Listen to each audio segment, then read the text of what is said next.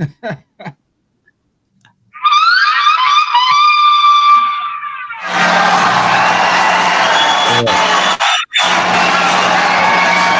morning. Good morning. Welcome to Cassandra. First in the chat. What's up? Hello, Realign the DJ. Thank you for being here. Good morning, Prince Podcast. Thank you for being here. Good morning. Well, good morning. Good morning, Mila. Good morning. Hello, Brandy T. Good morning. Look at Michael Dean. Represent today. Good morning, KMS 1984. Welcome, Blade Brown. Welcome, Man Ray. So we have a very special guest in the house. I'm going to bring them on in a hot second. So hold your horses. We're going to give you a grand intro to our very special guest today. Hold your horses. I'm old school, Michael. I'm very old school. Welcome, Dr. Claw. All right. Oh, I got to shout out Alabama, my home state. Good morning, Donnell. Thank you for being here. El Michelle, Christina, Nick Felden, Audra. I'm like, Michael Dean, we got company today, so I can't say hello to everybody. Yeah. Yes. So let me get through the housekeeping really quick so I can bring them on. So we have, we're at week 32 of What Did Prince Do This Week? The estate of Prince Rogers Nelson is not affiliated, associated, or connected with the What Did Prince Do This Week book club series.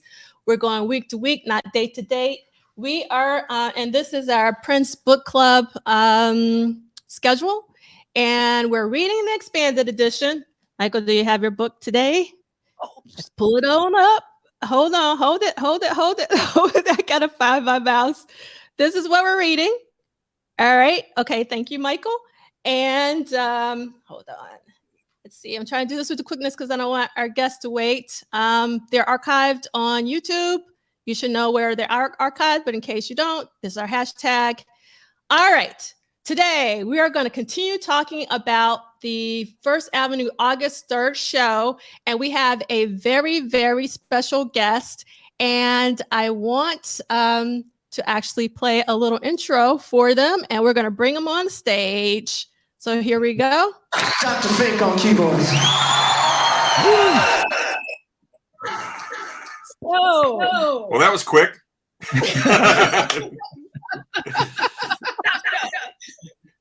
How's it going? It's going good. How are you? Good. Yeah. I hear some echoes. You guys hear the echo? Yeah. I'm that. Hold on, I got to turn up my volume. Say that again. Check. Let's see. That's good. But I think we're. We still got it. And you can hear me. Yeah. I put. Do you have any headphones? No. Why are you getting an echo? Yeah. Okay, hang on. It's kind of cool. Rain.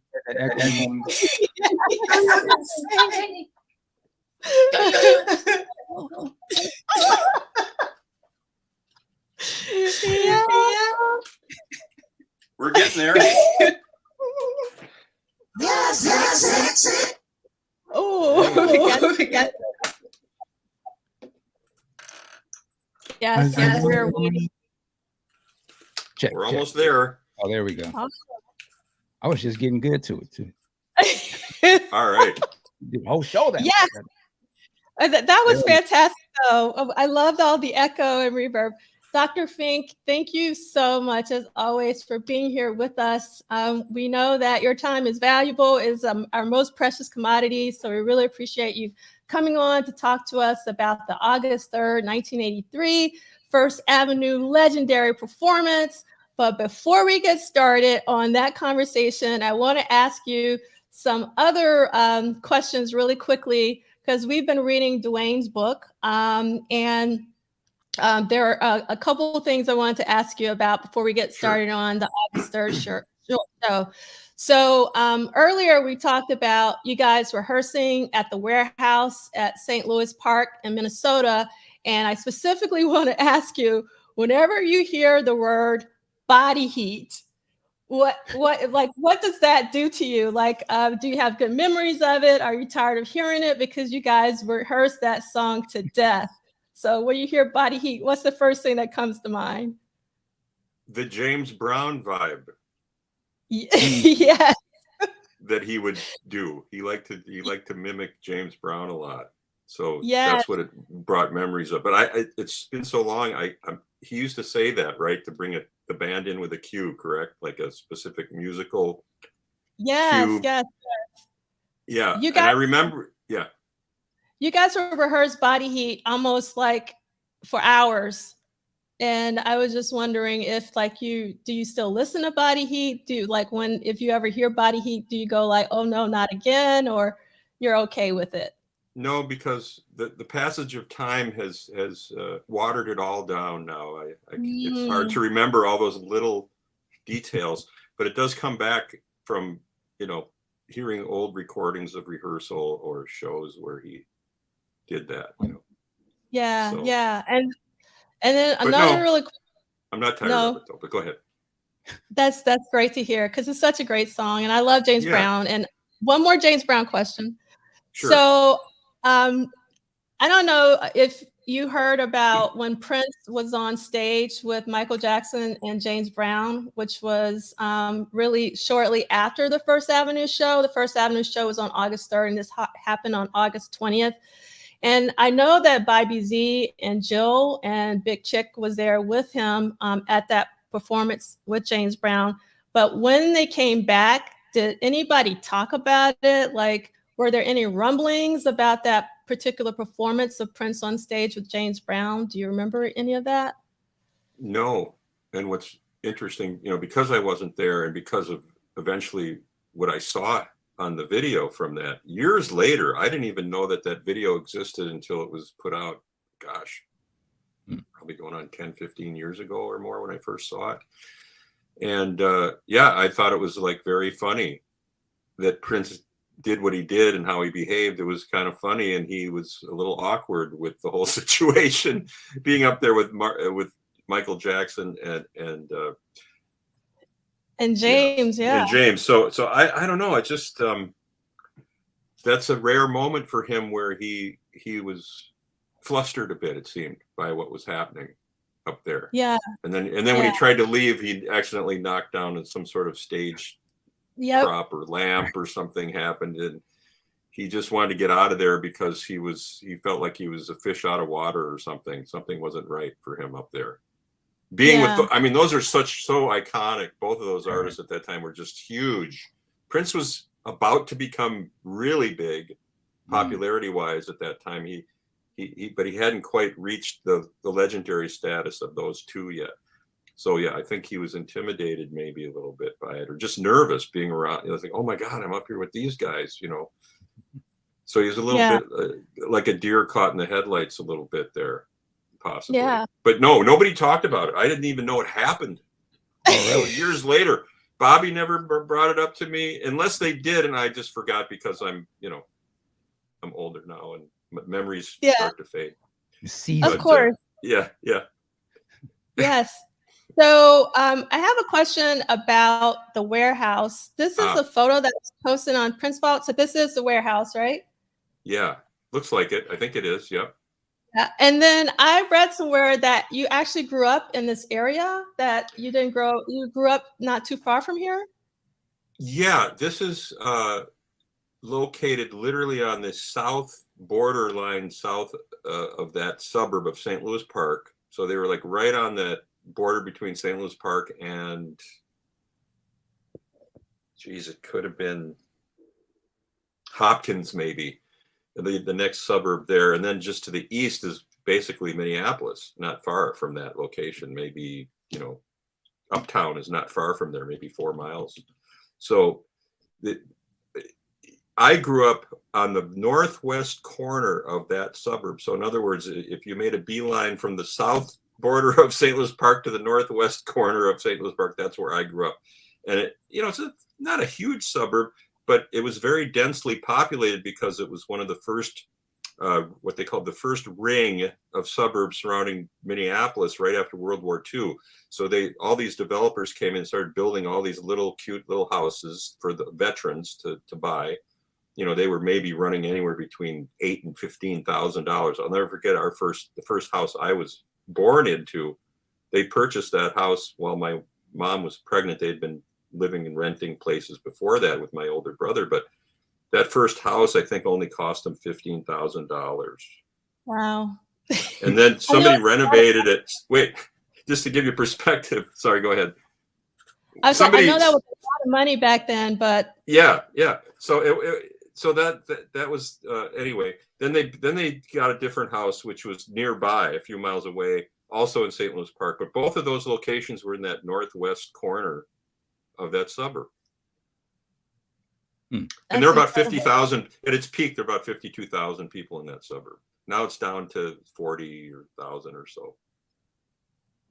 it's still pretty large, definitely. Yeah. So I wanted also, I'm kind of all over the place, but since I have you here, one more thing. Bobby Z grew up in St. Louis Park too. Okay, that's it. All done. That's how I knew. That's how I knew him. But go ahead. So actually talk a little bit about that. Like how did you meet Bobby Z? I met him when I was 6 years old because my mom and his mother were working on a skit to be performed at a fundraising event for the Mount Sinai Hospital of Minneapolis at that time. And then his father and my father were also involved, and they became the MCs for one of those shows, one of those fundraising events, because I found a program years and years later was just sitting in a cabinet in the basement, and I was helping my dad move stuff out of the house, and I ran into this program from the event that they both MC'd. I was shocked. I didn't even know that. He never told me, hey, yeah, by the way, Bobby's dad and all I knew about was the mothers working together in a skit. And there's actually a picture of my mom, Bobby's mom, and another lady dressed like French maids in the photo performing the skit. And Bobby found that. Bobby found that and gave it to me a number of years, not too long ago, 10 years ago.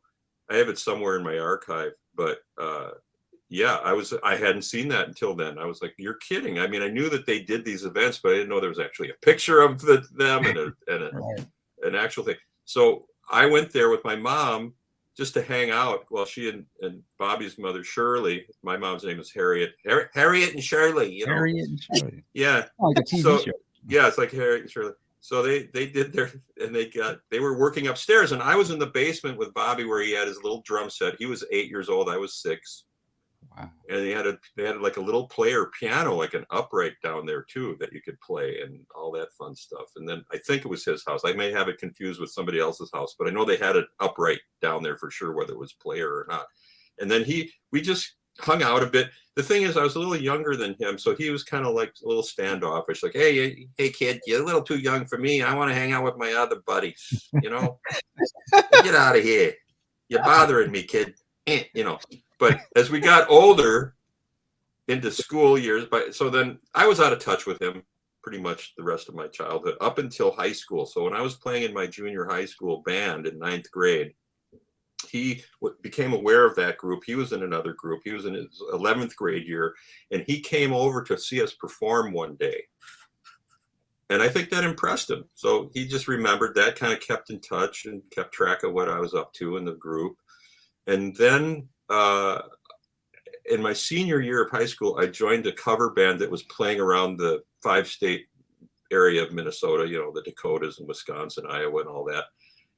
And I was playing around, and he came out to see me one night. This was in 1977, when they were just finishing Prince's demos that David Rivkin, Bobby's brother, had put together for Prince. So he brought the demo out for me to hear in his car on a cassette. And he didn't tell me he was going to do that. I mean, there was not a whole lot of communication between us at that time. But he came out and said, hey, I want you to hear this kid that I'm involved with. You know, I work for his manager. I'm like helping with Prince, you know, show him the ropes a little bit around here in the music business. And I said, okay. So I listened to it and I said, this is a fantastic sounding group. Who is it? And he goes, it's not a group. It's one guy doing everything in the studio. And I said, what? I mean, you telling me he played everything on here? Because the only other person I knew of that was doing that was Todd Rundgren and maybe the theme from The Exorcist, Gary Oldham. Anyway, so I was astounded, and he said, and I said, "Oh, really? How old is he?" He goes, "Well, he's your age." So at that time, we were both 19, and I said, "Well, let me know what happens with this. You're trying to get him a record deal, right?" He goes, "Yeah." Okay, well, I'm very interested in meeting him, or even being a part of this if he puts a band together. So that put that bug in his ear. Fast forward a whole another year after that, like late 1978. And then I had the opportunity to audition when I bugged the heck out of them to get me in, to get me an audition. I bugged him and Owen Husney, Bobby's manager. Wow. Yeah. Now, is it true that before you came on board that supposedly Ricky Peterson was there for a hot second? He was there for a little bit. Prince wanted to bring him in initially. I guess Ricky didn't feel like that was his path, so he did what he's been doing since then, which opened the door again for me to get in for the audition. But yeah, I'm such good friends with Ricky. We go way back, you know. Awesome. And these days I'm playing with Paul Peterson. I'm performing with Paul these days. I don't know if you saw that or not. Yeah. Yes. Can I say one thing real quick? Sure. First of all, like, what are you like? What are you on? Because you look hella young. You're like super young looking. Well, let's put it this way. My wife is a professional of the. she's by trade she's a hairstylist and makeup artist. She's now been managing a store that sells directly to hairstylists and beauticians. She manages that store. She's not really doing hair professionally much anymore because she wanted to get away from certain aspects of that. But so she's got great products for me in makeup and skincare, all that stuff. And my hair, of course, is obviously, she colors it, but I'm not mad at you. So your wife got you right, and I've been, you know, during the pandemic, I started growing it out again, you know, and I got about a good inch of outgrowth going, and then I went, no, let's go back to the younger guy. I think I'll wait on that. But now she's got me on some product that helps with thinning hair because my hair is starting to thin, and apparently this new product, which is fantastic, eventually your hair will start coming back darker and less gray along with the new hair that's coming in. Wow. It's documented. Yeah, I need that. But it's and just to plug the line, it's called Ethica. If anyone wants to look it up, it's called Ethica, ETHICK hairline. I've been using it now for quite a while. Prior to that, I was on a different company too, but that was basically Rogaine. Hilarious. You know, this is better. Anyway, what's next? What's the next question? Now that you all know my beauty secret. So, well, first of all, go ahead. Ask one more question. Just what was the music scene like back then when you were 19 in Minneapolis? Well, the music scene in Minneapolis at that time, there weren't a lot of groups doing original music, but they were around and they were performing locally. There really wasn't anybody that had broken through nationally quite yet the way Prince did, but there were groups that eventually did, you know, like the Replacements, and the Suburbs had some notoriety, but and there were more. I can't remember them all, but there was activity happening, you know, here.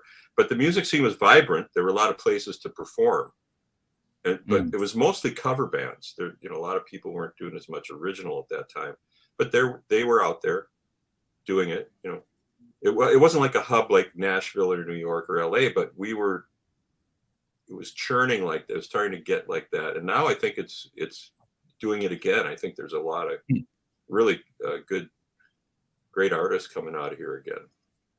Okay. But as we all know, because of the nature of how things have changed, it's harder for them to break through in a big way, you know, unless they somehow they get a hit that latches on and it makes it work. You know, it's tricky. Yeah, indeed. The promotion of it, you know. Yeah, definitely. I want to go back to when you're in that basement with Bobby Z. Now, had you already gravitated towards the keyboard, or being in that basement with Bobby Z with the piano keyboard, did that spark something in you? Like, when did you actually start playing as a kid? Oh, well, I was about 6 when I was started some piano lessons at the behest of my parents. And my older brother was already studying. He's about 3 grades ahead of me. Not quite 3 years older, but enough to be 3 grades ahead. And so I was looking up to him. He started playing first. And then when my parents approached me to say, hey, would you like to try this? Your brother's doing it. And I go, okay, I'll give it a shot. So that's how it happened. And we, you know, it progressed into where I was playing classical pieces by, 6 years later. But by the time I was 12, I was doing some pretty complicated Mozart pieces by then. Wow.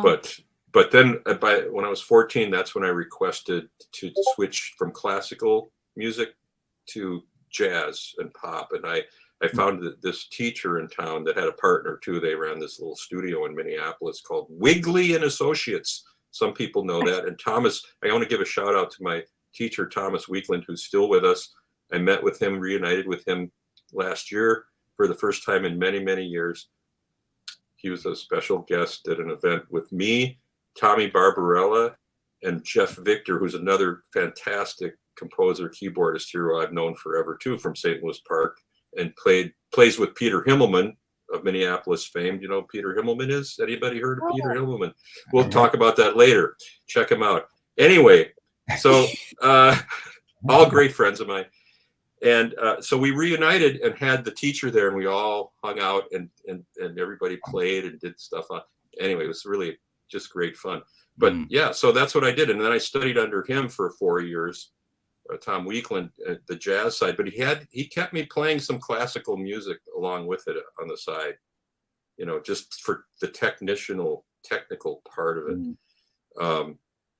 So that's where I get it. But by the time I joined Prince, I had found one other teacher I worked with for about a year, and that was Bobby Peterson, piano player, who's also the cousin of the Peterson, Ricky and Peter, and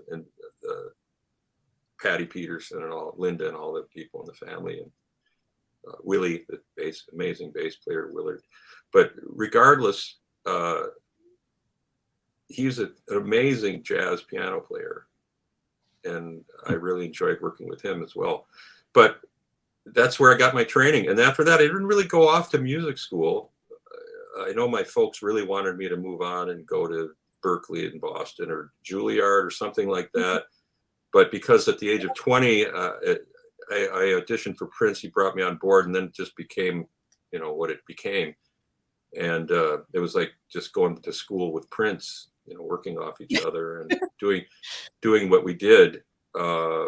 He was just a genius, as we all know. His ear was so amazing, and his fluidity on all the instruments. He could just play and think. He could think a part and play it just like that. I almost got to that level. I could do one take solos and stuff like that in session work. But he would come in and have a song kind of hashed out in his head, and he'd start playing the parts first time. The way Mozart did it, when you saw him in the movie writing his symphony out while walking around the billiard table, hearing it in his head, and then just writing it down as he went. Wow. That's astounding. To me, that's amazing. I've only met a handful of other people that have what's called perfect pitch. That's where if you play them the key of a song, this, they know immediately what key you're in, what chord you're playing, whatever. Most people have relative pitch, but those people I've seen, friends of mine, I've actually worked with them and said, can you transcribe this piece for me? And they will transcribe everything out as it's playing, as the recording is going by. And then they say, okay, just pause it for a second. I got to finish writing that. Okay, let it go again. And then they start writing it. And I'm just astounded by that. I never quite had that sort of talent. I wish I did, but I have decent relative pitch. Let's put it that way, folks. Yeah. Was there ever a moment when you Huh? was there ever a moment with Prince where you were like, whoa, like this dude, just when you Yeah, just saw something and he just all the did it time, all the every time? day. Wow. I was in the presence of greatness. You know, just the fact that he respected what I was doing was like, you know, a bonus Right. for all that. So that's all I can say about that. Did you also witness like him getting better or just elevating? Yeah, absolutely. Any particular moment stand out? Where You you know, were it's like, funny. I don't know. It was so incremental as we went. It was like we all kept getting better too, technically, because he was such a disciplined rehearsal person. You know, he lived for it, and he brought us in and to do what we did and worked hard at it. But yeah, he just it's funny. Like years later, after I'd left the group, and I went back to I went to the premiere of the Rainbow Children listening party at Paisley Park. I went out there to hear it, and I thought technically that album was amazing. Mm-hmm. He had gone to another level there for sure. mm-hmm. And he was just, you know, I heard some of the subsequent records that, you know, after I left leading up to that one, and they were all good and everything, but some of the stuff I heard years later that I'd never heard, it was amazing. I couldn't tell it was him anymore. I was like, who's that? It didn't sound like what I knew him from the past. He had evolved into something totally different. Vocally too, I didn't recognize his voice at times. Really, really interesting, which is fine. I mean, he can be chameleon-esque if he wants. I mean, as long as people are entertained by it, that's all that matters, right? Definitely. Yeah. So I want to ask you another question, but before I do, if you haven't, you should definitely watch this documentary called Thunder Soul. And it's a documentary about this high school band. They are based in Texas, and the whole documentary is about them all coming back to give a concert like years later. I think might be 20 years later. I can't remember the exact, but long time. And to pay homage to their band leader. And he died shortly thereafter. But that concert was so moving, and he had drilled them so that they hadn't picked up their instruments in years. But after rehearsing, you know, they got it to a level where they knew he would approve of it. And I think he was in the hospital. They got him out of the hospital to come see the performance. It was a really incredible documentary. So if you haven't seen it, I highly recommend it. It's called Thunder Soul. Okay, I'll check that out. I just put it in my reminder list, so I can give it a shot here when I have a moment. So talk to us about the Oberheim. And I'm hoping you love this keyboard because I love the keyboard sound. So can you talk to us about your relationship with the Oberheim? Okay, well, so I don't know who out there knows about Oberheims. Some of your listeners may or may not be aware of them, but it was a centerpiece of the Prince music sound. But you know, he brought a lot of other things in, but they're in the 80s, this was pretty dominant up until I would say 1986 or so, right in there. And then anyway, to get long story short, when I first joined the group, he had what was called the Oberheim 4 voice, which was just, you could play only 4 notes at a time on it, and you could get an expander unit to play 4 more voices with it if you wanted to. It was bulky. It was kind of a bigger keyboard, and each voice was comprised of a separate synthesizer module. So those were called SEM modules by Oberheim. So those were in the late 70s, those came out. And that's what he had for the first 2 albums were on. It was all over those first 2 records. Then by Dirty Mind, the OBX came in, the very first one, which looked similar to the OBXA that you're seeing here on the picture that you showed, but it's different. If you can even go on the web and find an OBX, you'll see how the color was a little different. You could only play 6 notes instead of 8. Like the OBXA became an 8 voice. The first OBX was like 6. and it didn't have as many presets on board that you know, like in its memory. And if you look at the unit and you look on the bottom right, that whole row at the bottom right with all those buttons, those represent where the presets are in the memory. And it was one of the earlier, you know, the 4-voice, which preceded the OBX, only had like, I think 10 memory slots that you could push and save. That's it. Then the OBX gave you a whole bunch more. Then this one came up with a ton, like, anyway, a big memory to put a lot of presets in there. And then it just had more parameters to shape your sound with. And then the OB8 came out after that one, which, by the way, I still have one of those here in the studio. And now, and that had even more like bells and whistles that they gave you to program with. But nowadays, you can get more than one different company's plug-in version. And they do sound pretty authentic, although some of them haven't quite nailed it 100%, in my opinion, but it's close. So, were you like the tech sort of keyboard wizardry guy? Like you were always, you know, up on the latest? Always. And I'm the one who pretty much brought in new gear ideas to Prince every year. Okay. So I was always saying, let's try this. And we'd bring it in and we try it and he'd say, you know, thumbs up, thumbs down.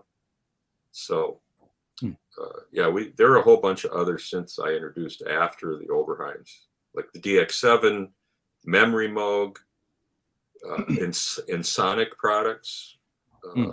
We had, he brought the Fairlight into the picture. All right. He wanted one of those, and then we used those. And then I brought in some samplers like emulators and Emax samplers, and then I brought a big DX7 rack mount, which was called the TX816 rack, and that had like 8 DX7s in a rack that you could stack or layer or play 8 of them. Yeah. Wow. And then you could play different combinations, layered, stack, or have like just these massive FM. It was called FM synthesis. You could do big layered string sounds and pads and you name it. It was a pretty cool thing. You should have been called the mad scientist instead of Dr. Fink with like all of those keyboards. Well, I usually didn't have a lot up there. I would have like 4 tops, sometimes 5 in my rig. Whereas in the old days like that, some people have even more, you know, people like Rick Wakeman and, you know, Keith Emerson, you know, the real big progressive rock keyboard guys, you know, they had a lot of stuff up there. But, yeah, it was a fun time. So it sounds like when you joined the band, Prince was already, I think you said the Oberheim 4, he already had that when you came in, or did you bring that? Okay. He had 2 of those, and then I brought my Mini Moog and my Rhodes piano and my couple other keyboards, but go ahead. Got it. One of the questions in the chat, and this always comes up, it says, could Doc Fink explain how Prince could do all of that if he couldn't read music, or am I wrong about Prince not being able to read music? Well, Prince, I don't think he was a note reader per se, like sitting down and seeing a piece of music and be able to just read it cold. He couldn't do that. I know he knew some theory and he could probably look at the music staffs and know what was going on, but it would be difficult for him. Sorry, my cat showed up. No. So you know, he knew how to say, well, I'm playing an F minor 6 here. If you didn't know, like if you needed to know a chord, but usually my ear knew what was going on. So no, he never presented chord charts to us.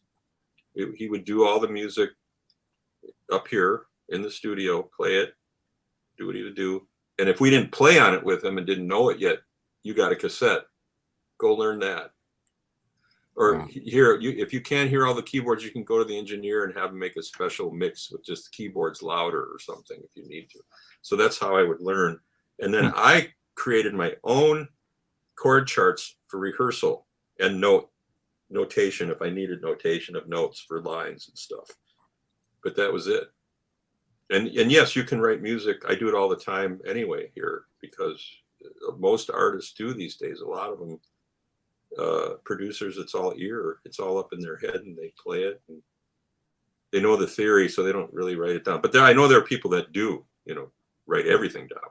They write the notes. They do notation. They use notation software and things like that. Just depends on the musician and how they're trained. So here's another keyboard that I think you brought in, which is the Farfisa. Wow. I brought that in maybe briefly. I never used it live, but that was my organ that I had right before joining Prince. I was wondering if you perform with it live at any time. Not with Prince, no. Okay, cool, awesome. And I have, let's see, a couple comments and a question. A comment from Blade Brown. Roland D50 came in and really helped define a lot of that late 80s sound as well. Yeah, he had that. He brought that in too for some stuff. And probably not till maybe the Parade album. I think that's when that was introduced. And then another question is, how was the performance at the, if I'm pronouncing this correctly, Gallaudet University School for the Deaf in '84? Prince was amazing to do that free concert for them. Do you remember that? Anything about that one? Yeah, I do. I remember it quite well. And just how it was a profound experience, because you were touching these kids who were having some disabilities, major disabilities. And it was very emotional for us as a group. It was hard not to, well up with some tears during all that and how they reacted. Yeah. So he was a very compassionate person that way, Prince, and wanted to give back. Yeah. To the community. And a question, which keyboard stack was used on the intro to Let's Go Crazy? Oh, that was completely OBXA, the whole part. Thank you. And then Christy's asking, what was the hardest song to play live?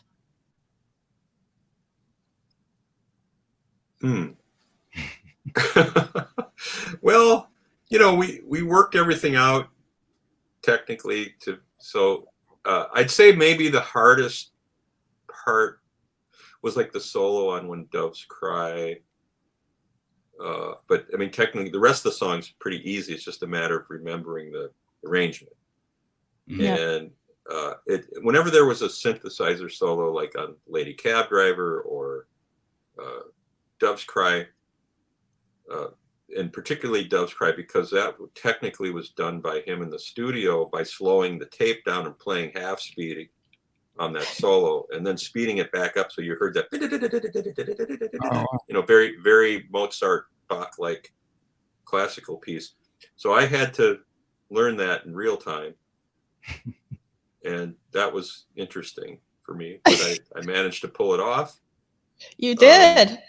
But that goes back to my classical training as a child. That's how, because of that, helped me make it through all that stuff.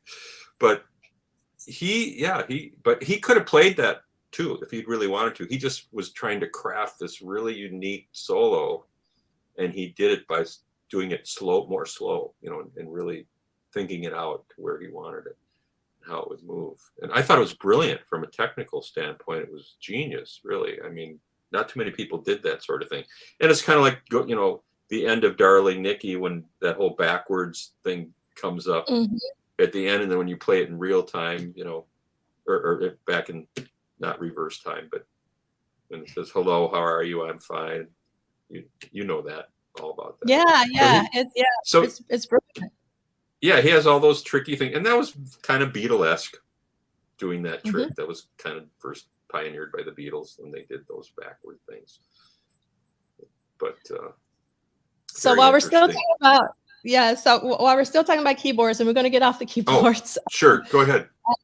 A question is, were multiple keyboards used for the Madhouse live sets or just one? Do you remember?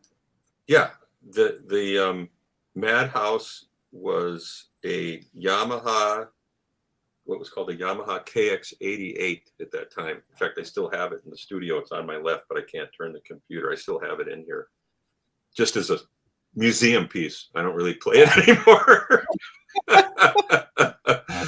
But so now I'm using the Native Instruments Complete big 88 note guy right over here. Okay, so plugging Native Instruments, I have an endorsement with them. Okay, Hilarious. So Instruments is a fantastic company. It really is. yeah, they are the best, one of the best. Okay, Arturia too. Oops, okay. competitors. Sorry. Another question. I use them both. They're amazing. They both are great. Okay. You gotta have flexibility and versatility. One more keyboard. I keep saying like, wait, gonna hold on. Go I ahead. got to answer that question. I didn't get that far. So hold on. So the keyboard controller on the bottom, and then a Fairlight on top, and then a Prophet VS also was there. So there were 3 keyboards for the Madhouse setup. Sorry. There you go. Awesome. Okay. Thank you so much for that. Blade Brown is asking, was that stuttering synth bass part on I Would Die For You played live or programmed? Okay, this is another interesting question that I'd love to answer and reveal to the general public. All right. In the studio, Prince played that bass part live with 2 fingers. You know how the finger. It's 3 notes. That's the whole song. You know, it's like simple. But he played it perfectly, like in time, with 2 fingers. That's, I mean, think about that. That's, you know, tight. You got to be pretty damn tight. You know, that's like playing Flight of the Bumblebee, you know, really fast on the piano. Okay, so he did that. And then to do it live, though, he said, "Hey, Doc, I need you to play this part live." So I tried it. I was doing it. I did it okay. Yeah, sometimes I'd flub it. It was tricky. You had to really work hard at that one. That could tire you out, too. It's like, you know. And so I said, "What do you think if we sequenced it, put it in a sequencer, and then that would free my hands up to play the chords with Lisa so you get those fat chords?" He said, "Okay, if you can make that happen, we'll try it." So I had the Memory Moog at that time, which had a built-in, it was called a Memory Moog Plus.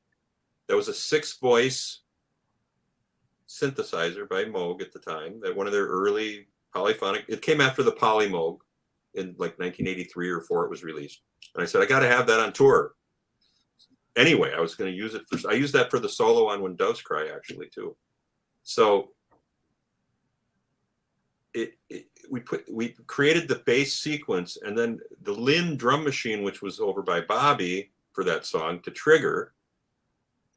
We had to have our technician guy there, Don Batts, who was working on tour with us, modify the Lynn drum machine to have a MIDI connection, musical instrument digital interface, which is a fairly new technology back then, where you could connect different synthesizers and machines to talk to each other through this cable interface. You could layer 2 synthesizers together and play them layered if you wanted to do that. But at this time, there was no MIDI, what they called MIDI time code is what they called it. So it could lock up to something else that you're running like a sequencer. So he created a MIDI connection, retrofitted the Lynn to the MIDI. Then we connected that to the sequencer on the Memory Moog. And when Bobby hit play, it triggered the sequencer from the Memory Moog to play the bass part live. That's crazy. Yeah, and we put the sequencer loop in there to do it, and that was it. It was very innovative, kind of an innovative thing to try, especially with the Lynn, because the Lynn was not really designed to do that yet. It had to be retrofitted. That was always an amazing thing listening to those shows. As an audience, you don't see it, but you can only imagine, like, how are they able to replicate everything that's going on those records? And it just looks like, I'm sure there's other people behind there pushing certain things and things linked up, but you guys were like brilliant with that, man. Like a lot, you got, yeah, it was just like, I don't know how they did it, you know. We just managed to do it as best we could. I mean, he obviously had some overdubs going on in some songs that maybe we couldn't get it all in there, but we were able to pull it off. You had 2 keyboard players, which was a huge part of the sound. And we always had both hands going all the time, doing different things in each hand. So you had up to 4 layers keyboard parts at times. And if at the time in the song there's only 2 different keyboard parts, and you can have both hands, one guy's doing this and the other one's doing that. And Lisa and I just would divvy up the keyboard parts ourselves. Prince left that up to us to decide who would play what. He didn't assign it and say, you have to do that, unless it was a solo that someone did, and then you play your solo and whatever. But that actually reminds me of a question I wanted to ask you about Purple Rain and the piano. Actually, at the First Avenue show, when the song is about to end and there's just like the piano, is that you or Lisa? No, that's me. Oh, I did all the piano on Purple Rain. Oh, that's really good. I mean, I love that. And what I really loved is because, that live version was overdubbed for the album, that part was kept in particular, that like when it's like almost to the end and it goes into the strings. I think that's like one of the most beautiful piano playing. And I always just assumed, because I didn't know, that it was Lisa, because, Lisa would always do piano solo. So it's really fantastic to know that that's actually you. And going back to something you said earlier when we were talking about Ricky Peterson, I am so grateful that it was you. You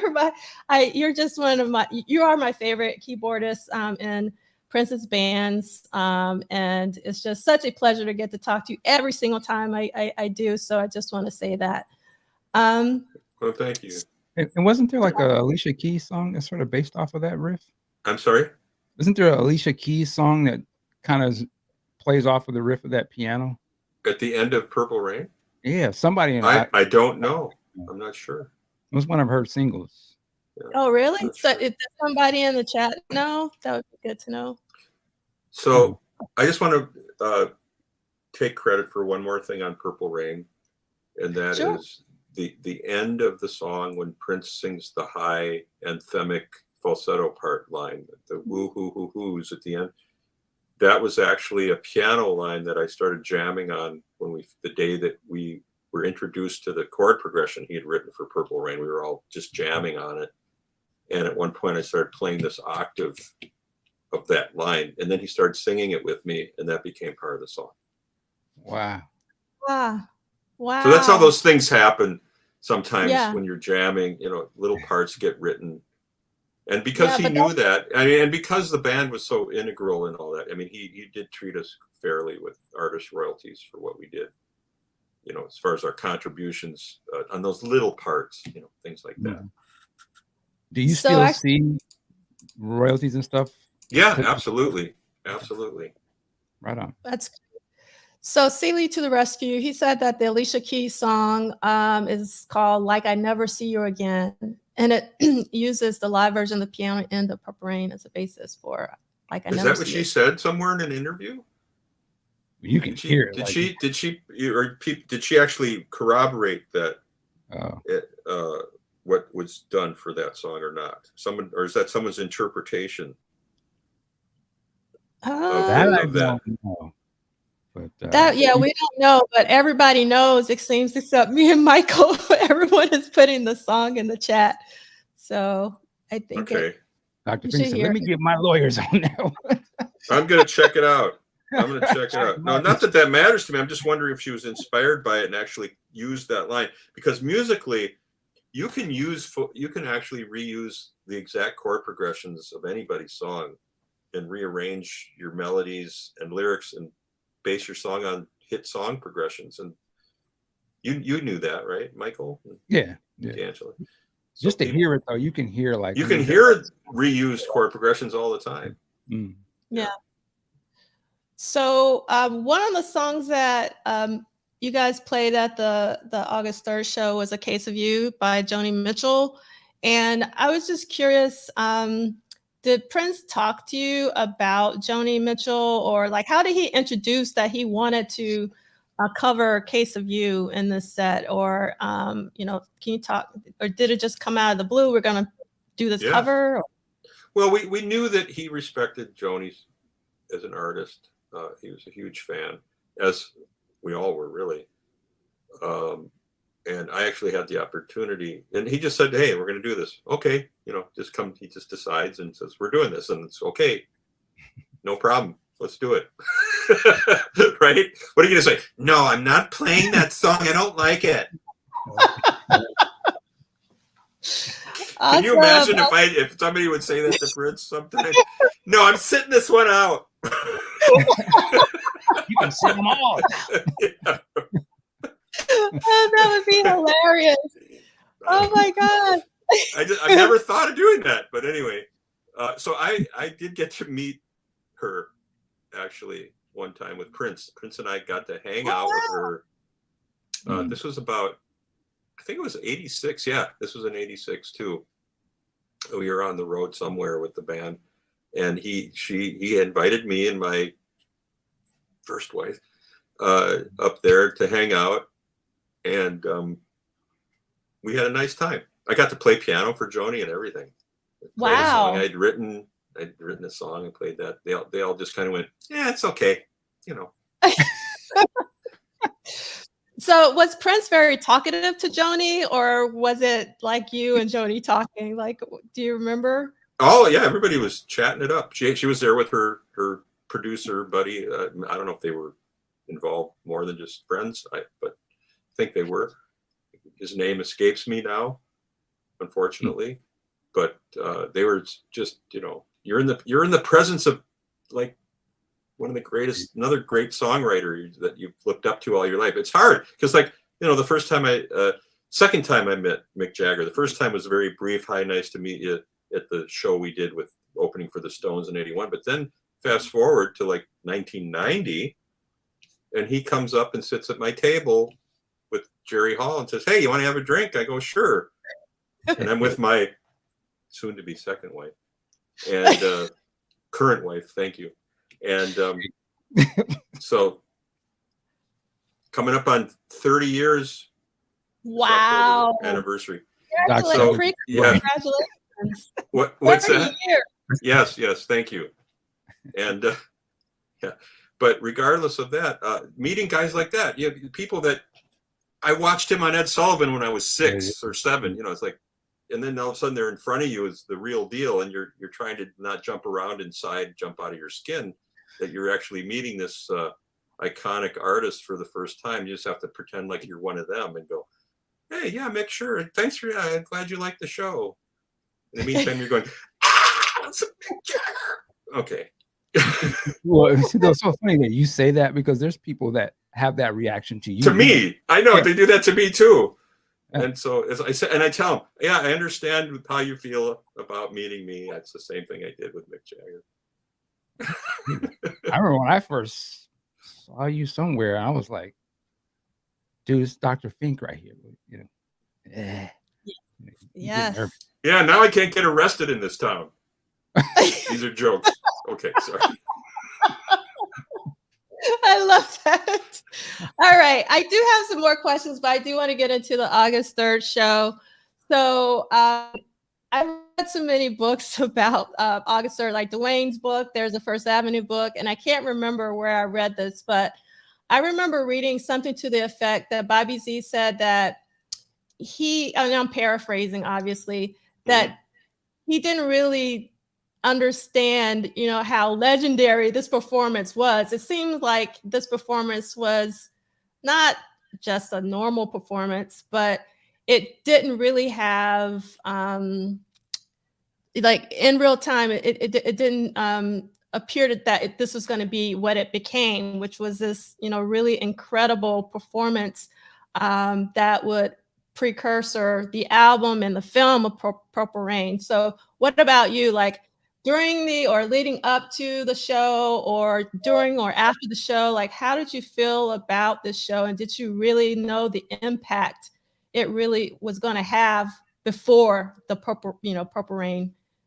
No, you never know. You're just hoping in the back of your mind that it will do well. And we all know when you're introducing new material to your fans that they just sit there and listen intently. They don't necessarily react very much yet because they're just absorbing it. And what's interesting about Prince's music is, not all the time, but many songs, you'll hear it and it's like, I don't know. And then you listen again and you see a couple more times, and all of a sudden you will go, "Whoa, now I get it." So it's like people tell me this all the time. So, I didn't really like that song at first, but then it really grew on me for some reason. Yeah. And it's interesting how he did that, how he was able to do that kind of thing.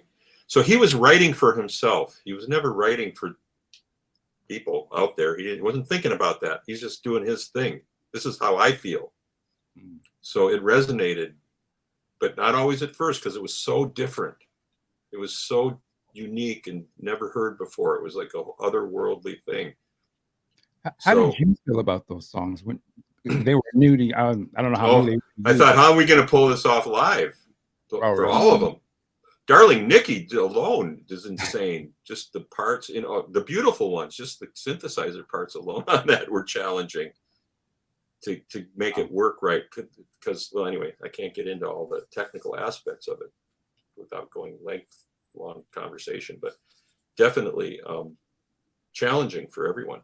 How long had you guys been working on those songs before that? Like when you first heard them, were they years before, or was it brand new? Oh no, everything was really new.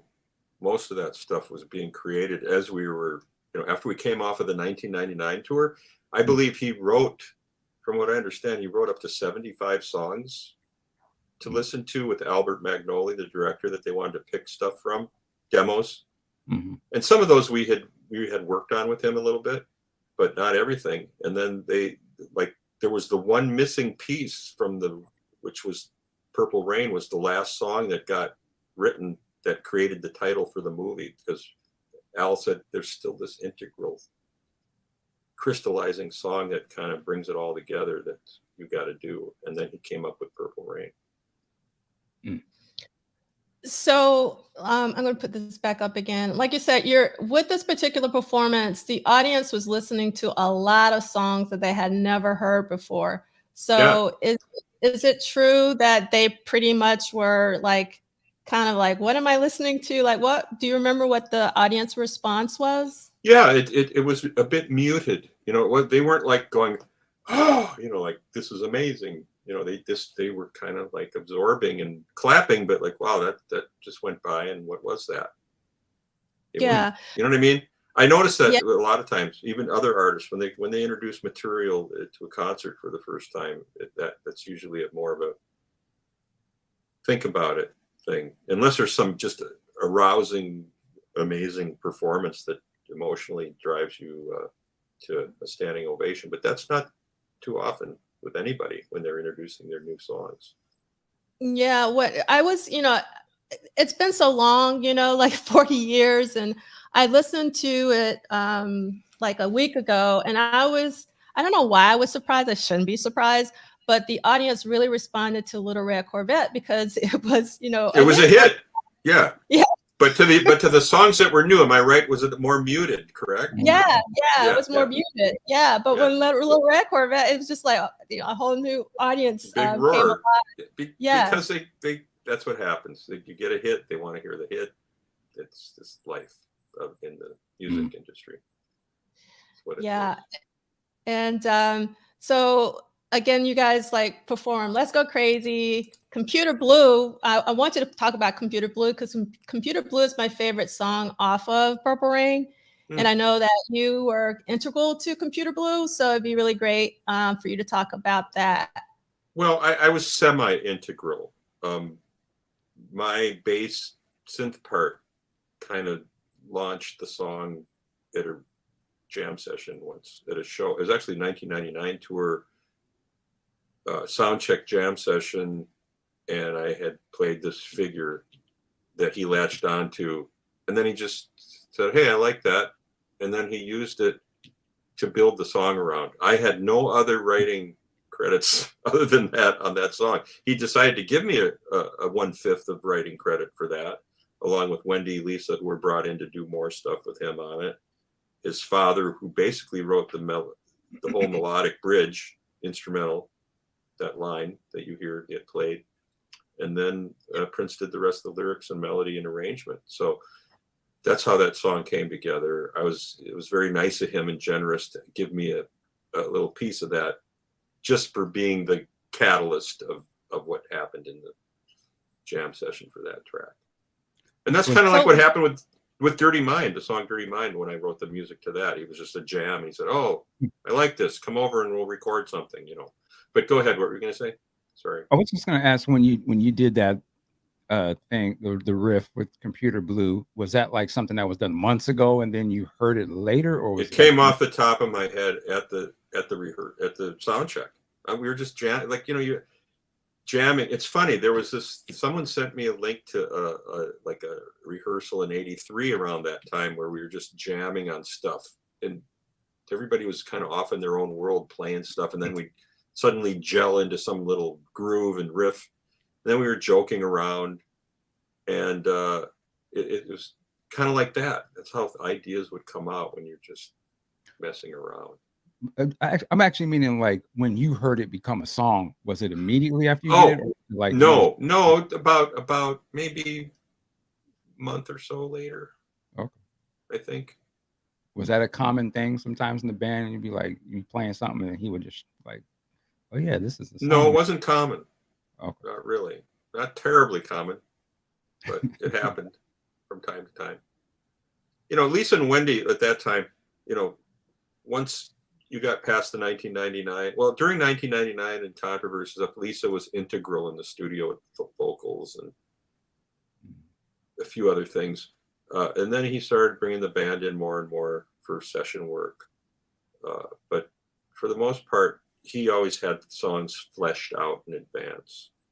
And then there, like I said, there's those occasional inspirations that came through a jam session with the band. So there's a question in the chat. Did Prince's father write that part just for this project, or was it an older piece that Prince used for this project? That was an older piece that he had in his head sitting around for a minute. I don't know how long, though. I never asked him. So I don't know why, but every time I hear Computer Blue, I also want to listen to Something in the Water Does Not Compute. Musically, could you explain to me why that might be? Do you find any similarities between those two songs, or did you use the same keyboards? Like, I'm just curious. Yeah, some of the tonality is similar. Like the lead line on Computer Blue, the do do do do do do do do, it's like very kind of metallic sounding and percussive. And then when you hear, did you say Something in the Water? Yeah. Also has that's this weird goofy line in there. So yeah, it's reminiscent of what's that? I said that I love. That you love. So it's like, yeah, so it's like it sounds computery. Like you know, it's kind of robotic and computer. Like if you had a computer personality, it would talk to you like this, you know, you know. So he captured all of that really well. That's funny. Is that what you guys are jamming to in Purple Rain? What's that? Are you guys jamming to that in Purple Rain? Is that scene where he comes in? I don't think so. No. Oh, okay. Oh, yeah. You know what? That was sort of a precursor to Computer Blue. Yeah. Okay. That jam.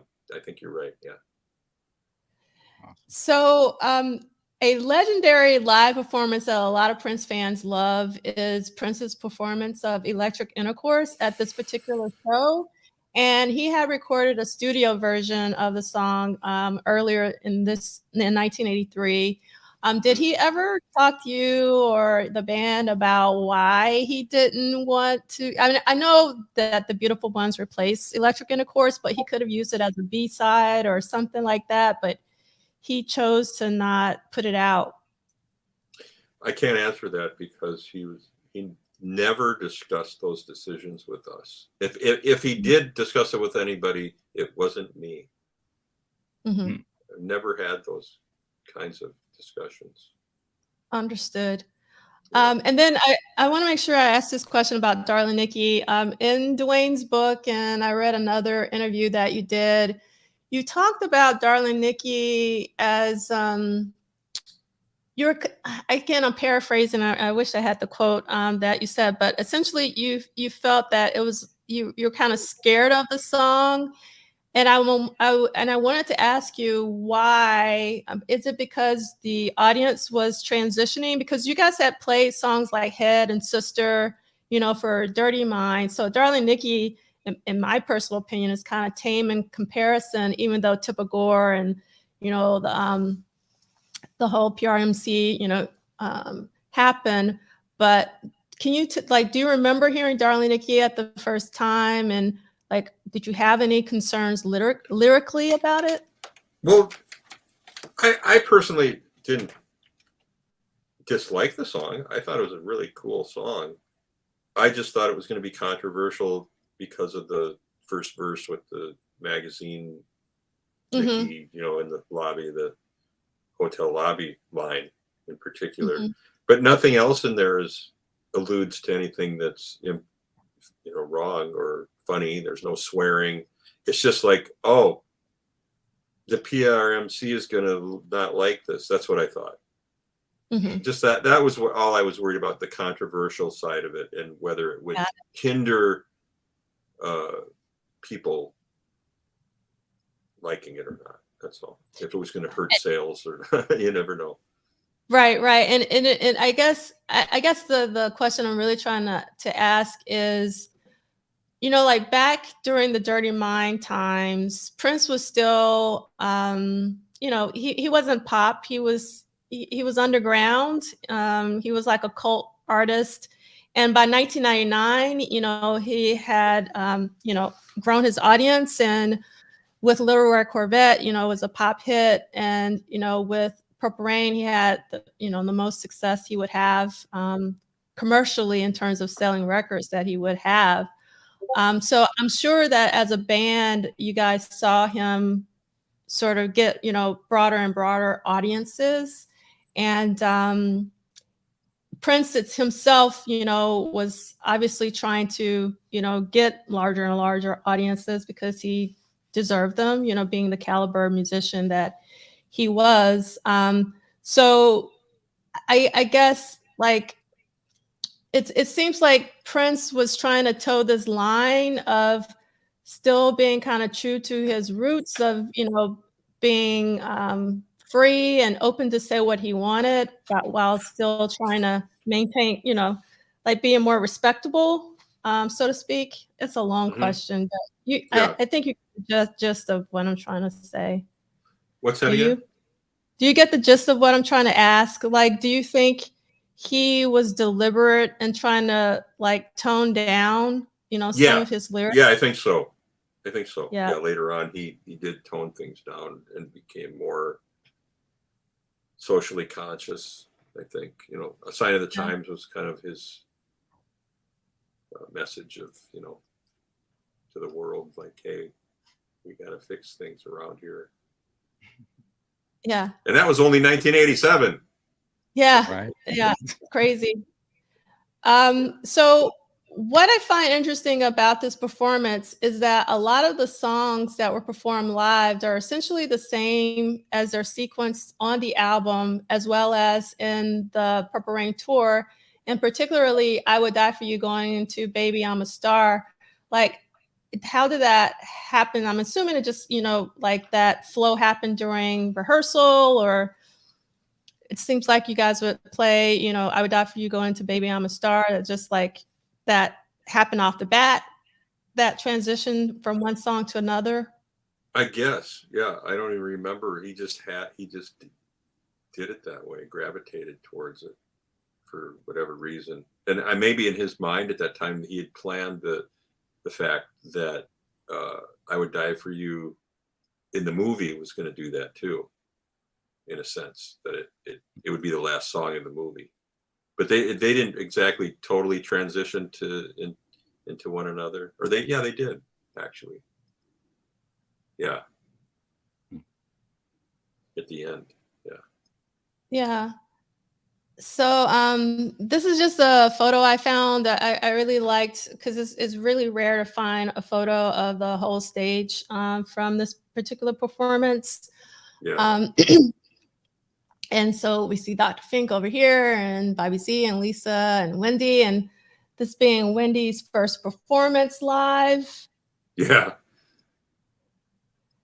Did she have, like, was she nervous or was she confident by this point? Because you guys have rehearsed so much. Well, to hear her tell it in other interviews, she was definitely nervous, but she was ready. But still, even when you're ready, it's a whole nother animal when you actually get out there. Yeah. You know, so I was nervous. We were all nervous. You know, it's like when you're debuting the first of anything with, whenever I did anything with him, that first performance, whether it was the opening night of a tour, anything, it was a lot of nerves, a lot of butterflies. But that's how I am, you know. Are you just nervous? No, I just get butterflies. I mean, I grew up in a very theatrical household. My parents were in theater and all that, and did a lot of play work and local stuff and community theater. My dad wrote a play that won an award actually for nationwide community theater thing, original.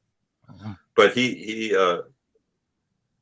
so yeah, I watched. When I ever acted in a play, I had a leading role in a play when I was 12 one time, with adults. You know, it was a childhood part in a role in a play.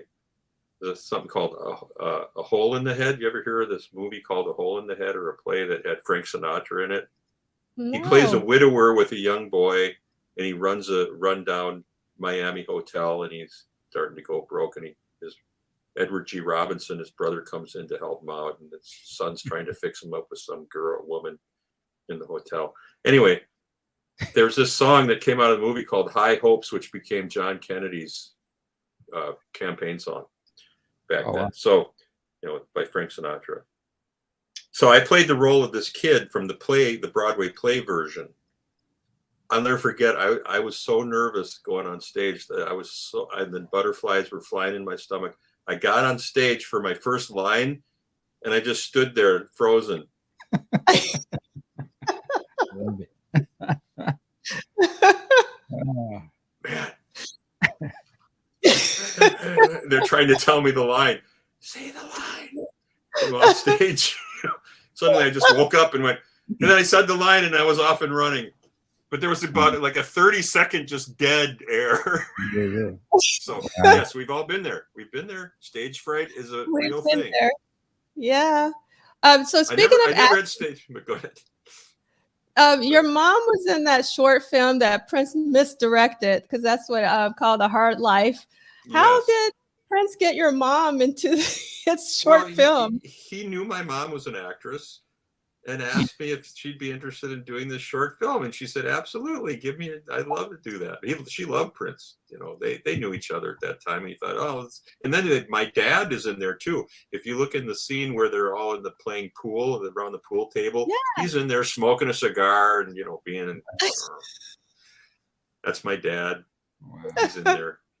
So that was his opportunity to get them in something. But go ahead. Yeah, that's really fantastic to know, because actually one of the things I wished was longer in that short film was the pool scene, because John L. is there. And like, I was just like, I wish they would spend more time at the pool table, and that way we could have seen more of your dad, because I didn't realize that your dad was around the pool table as well.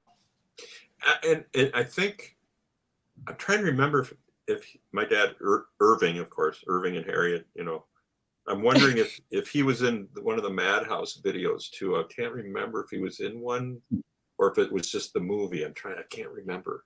I'd have to go back. So he's in one or the other. Now that we can spot your dad from your description, go back and then we'll figure out if he's also Madhouse ones. Speaking of Madhouse, if I could throw it in real quick, we had Mancina on the show a while ago, and she made mention of a Madhouse video that had never came out, or they had shot a video for another song. Do you remember anything about this? Mm-mm. Okay. You're talking about Manisa Leitner? Yeah. She was. Yeah, maybe there was. I don't remember. Maybe they did one that they didn't have me in, and then it never was released. So I don't know. Gotcha. For sure. Okay. So, Dr. Fink, we're winding down because we're going to continue, but I know I don't want to take up too much of your time. We really appreciate you being here, but I do have one last question and then some comments. Okay. How do you feel about Prince Rogers Nelson Memorial Highway that was recently revealed? Well, I think it's great. I was actually there that day. and said a few words right by that sign, and then hung out with some people after. So yeah, I think it's wonderful. Yeah. And I personally love that the signs are purple. Yeah. And as they should be, as they should be, exactly. So I just want to thank you, Dr. Fink. You have been with us so many times. You were here with us in New York at the Love Sexy Symposium. You hung out with us at the Sign of the Times Super Deluxe celebration twice. You talked about Madhouse, and you also talked about Sign of the Times. And then you were also with us for the 1+1+1 virtual symposium with Peggy McCreary, and we talked about controversy. So I just want to really give thanks for you. You always show up whenever I ask, and every time it means so much to me. So I just want you to know that we appreciate you and we cherish you. You are one of our musical heroes, and it's always a pleasure to get to talk to you. Oh, great. Well, thanks for having me. It's my pleasure. And I would love to continue this in the future, more discussions. And hopefully I'll be out in New York in September, like New Jersey, possibly, for another kind of event that another person's doing out there. But I don't have details. I don't know yet. I'll try to let you know when I know more. Thank you so much. Yes, I love what Kim said. We love these doctor visits. Okay. Great. Excellent. All right. Well, thanks, guys. Take care. Thank you. All right. Have a good day. Yeah. All right. I am so grateful for Dr. Fink. Yes. All right. So we're going to continue with a little bit about the First Avenue show. And I want to play this really short clip here. Ladies and gentlemen, we'd like to present the artistic director for the Minnesota Dance Theater, Miss Lois Holton.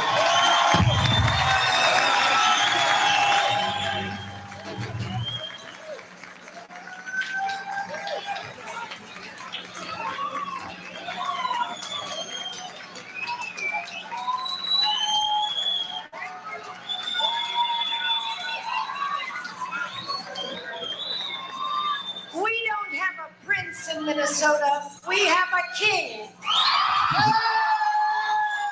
So I really wanted to play that last week, but I didn't have all of my ducks in a row, and I was able to do that. So I'm happy that you guys got to hear that. And yes, the great Dr. Fink was here. Today is a good day. Thank you for that. And on the Current, they have an article about the show and on that article on the Current, they have the ad that was placed on August 10th in City Pages. And I thought this was really fantastic that Lois put an ad in the City Pages back then to say, I love you, Prince, your band, your crew, First Avenue, your crew, MDT dancers and staff. So that was a full page ad.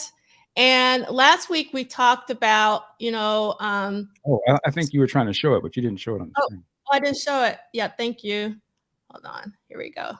No, it's doing too much. Here we go. This is the ad from City Pages. I won't read it again, but it has the photo that we looked at last time, full page ad with Lois's signature at the bottom. And then we looked at this last week, and we're not going to go over this again in terms of the tickets, but we didn't talk about this other cost breakdown sheet that I actually did want to go through since we didn't go through it last time. So for refreshments and catering, there were 302 drink tickets at 85 cents. 85 cents for a drink back in 1983. That was another time.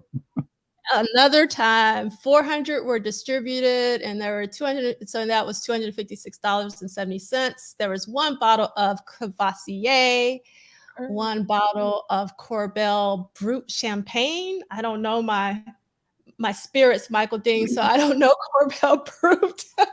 Maybe somebody does. 11 bottles, Eye of the Partridge Champagne, and that was $77. 1 bottle of Marquis champagne, $4. A lot of champagne choices here, or not really. So 1 of the Corbel Brut, 1 of the Marquis, and then 11 of the Eye of the Partridge. And this is my favorite, 1 bottle of Jack Daniels, only because Jack Daniels. Only because I love the logo of Jack Daniels. My grandfather drinks, so and I grew up in a Southern household, so everybody and their mama has one of those Crown Royal bags. So after the Crown Royal bag, it was a Jack Daniel label. So that just put a smile on my heart. Say it again, Michael. Give me some of that Jack. And y'all can go out there and play. Yes. And then 12 bottles of Cold Springs. So I'm wondering, I guess that's water, but there were Cold Springs water back then, $2.15. Mr. Donut. So I'm assuming these are just donuts from Mr. Donut, $12.95. Nico Lake Super Value. That must be a local grocery store. I don't know that for sure, but that's probably what it is, $22.30. Deli plates were $64, and the refreshments catering totaled $475.10. And then for advertising, miscellaneous parking, $13.50. Permit for record plant truck was $35, which is super cheap. And I personally, like, obviously it might not have been cheap back then, but a permit for the truck to record the show was just $35. Tickets and delivery, Quick Tick was $280.50. Office supplies, copies, door sheets, pens were $34. Piano tuner was $60. Priority 1 promotions, I think it's Krill Weimar was $40. So total was $463. And the club total production costs were $3,559.38. And the grand total production costs were $9,230.38. And that was back in '83. So imagine how much money it costs to put on things now. And the collection tally. So the Minnesota Dance Theater, 15,000 received. Club received 15,000 with 600 tickets pre-sale at $25 each. And then the club, 8 tickets at the door, $3 after show, which we talked about last week, which is still kind of funny to me. The $3 tickets were $24 for a total of $30,024. And then the MDT collections was additional, well, I guess not additional, but was $15,024 according to the sheet. Production costs we already talked about. An amount to be collected was $5,793.62. And so note, the club incurred other expenses, i.e. extra doormen, long distance phone calls. Do you guys remember long distance phone calls? I remember long distance phone calls. I'm sure Michael remembers long distance phone calls, but I don't know if many people do, but that was a thing at one point. Pre-sale ticket expenses, mailings, ticket takers, insurance, utilities, totaling approximately $900. In the standard concert situation, these expenses would be subtracted prior to band percentage break. But given the nature of a benefit, these expenses were not added to the club production costs. Stephen T. McClellan, I guess.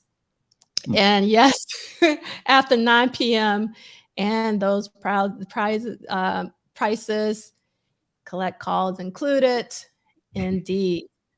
All right. So we're going to get into week 32 of What Did Prince Do This Week? Michael, as always, whenever you need to leave, just let me know. But we're going to get into it. All right. So this week, Prince basically did basic tracking and overdubs of Let's Go Crazy, as well as basic tracking of Computer Blue on Sunday and Monday of this week. And I'm not going to say my disclaimer, but you should look at the other days and know what I would say. And so we had 2 studio visits. This is not right. So I'm not going to show this. So I'm going to read it because I forgot. I always forget to change things. So I'm just going to read. Hold on. And not show the slides for this. So let's get our books out. Good book out. And go to page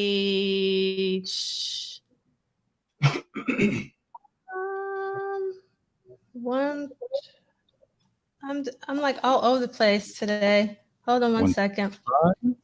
125. Yeah, that's what I have. 125. Yeah. 125. Yeah, that's right. Excuse me. So we have basic tracking and overdubs. It's the Warehouse, St. Louis Park, Minnesota. Producer Prince, artist Prince in the Revolution, engineers David Leonard and Susan Rogers. Okay, so before we start reading though, I want us to go back actually to week 20. I know why I'm thrown off, because I put these slides in here. So week 20, what did Prince do this week? We actually already talked about Let's Go Crazy, and there was some basic tracking for demo and overdubs on May 18th of 1983. And if you remember when we read this towards the end, let me go to 85 to 87. Duane wrote, according to the handwritten, lyric sheet, the song's original title was Let's Get Crazy. And then in the status, Duane writes, the demo of Let's Go Crazy was shelved in favor of a version of the song recorded at the Warehouse with the Revolution in August of 1983. The demo remains unreleased. So we talked about this on week 20. So I just want to remind people of that. And then also I want to remind people of, we already talked about this, but again, some of you might be new to this conversation because you might not have been watching us for since week 1. And in Duane's book on page 86, there's this quote from Andre Simone. And he says, and Duane writes, Prince was concerned about the song being too similar to something written and produced by his former bass player, Andre Simone. Andre says, I had a song called Let's Get Crazy with Evelyn Champagne King. And you can see the cover down in the bottom right hand of the slide. And the name of the album was actually Face to Face. It came out in 1983. Other than the similar titles, the song had very little in common. So this is the, it's a really fantastic album. It's one of my favorites that Andre produced. So I would pick it up if you don't have it. And Evelyn Champagne King is a really fantastic vocalist. And also in The Beautiful Ones that everybody and their mom should have. And if you don't have it, you need to go pick it up. Prince talks about Let's Go Crazy. Well, they actually crib a quote from Prince from Musician, a 1997 version of Musician magazine.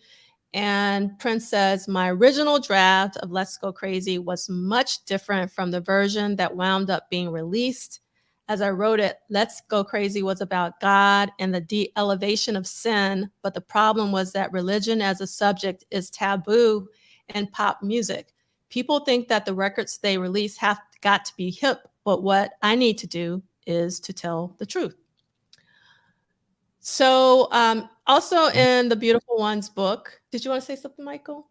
No. I was just saying, yeah, go Prince. Yeah. And so in the Beautiful Ones book, one of the reasons why I love it is that it has images of the handwritten lyrics. And so you can see, we know this by heart, dearly beloved, we are gathered here today to get through this thing called life. And it goes on and on and on. And then within the Beautiful Ones, they have another quote from Prince from VH1 from 1997. And Prince says, I had to change those words up, but the elevator was Satan. I had to change the words up because you couldn't say God on the radio. And Let's Go Crazy was God to me. It was stay happy, stay focused, and you can beat the elevator. So That's all of that.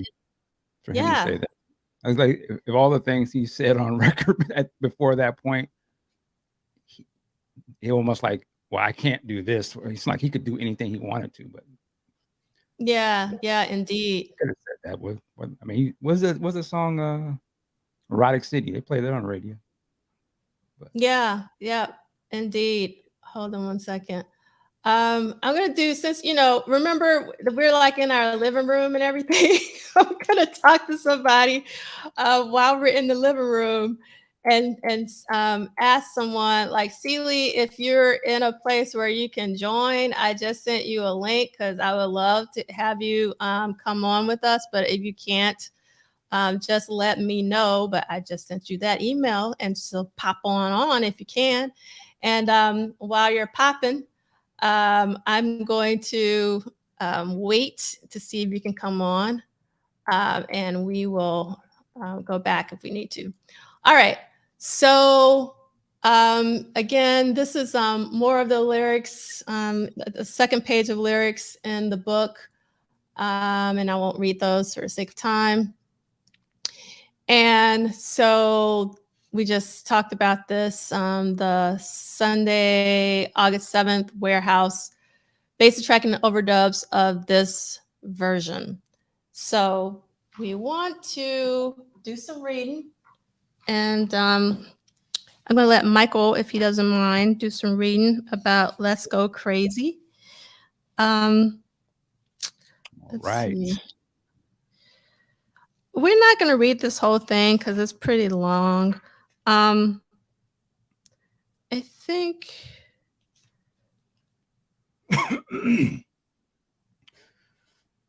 Let's go. I don't know. This is all pretty interesting. Start reading with Albert Magnoli on page 126 and let me know when you get tired. All right. Albert Magnolia was still writing the most recent draft of the script.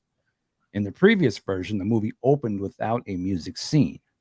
Once Magnolia heard the song and saw it performed at First Avenue show, he knew he had the ideal song. He knew he had the ideal spot for the track. I love the song. And so to me, it was the perfect song to open. And the interesting story about that is that the song was only 3 minutes long. So when I designed the montage in the opening, it was 7 minutes. So I had to go to Prince, and he had to elongate it. He basically punched into the middle, added a new middle, which brought it to its length. Prince had been able to record rehearsals in the past, but only on a bare bones system that fed the sounds to a cassette recorder. Now, for the first time, he could create multi-track recordings of band rehearsals and document how a song was written. Within a short time, he wasn't just recording the rehearsals, he was recording everything. Leonard remembered how rapidly the warehouse morphed from rehearsal hall to recording studio. On the weekend, I recorded Let's Go Crazy. Prince wanted me to go to the warehouse where he rehearsed, and he had the full-on production rehearsal with lights and sound. And they were working on that song and wanted to record it. It's almost like it was supposed to be done the night of the August 3rd, 1983 show, but we were recording it after the fact. The Revolution had been rehearsing Let's Go Crazy for most of the summer and had performed it live earlier in the week. So they had it down tight. The band ran through the track a few times to check recording levels and to verify that the newly installed equipment was operating properly.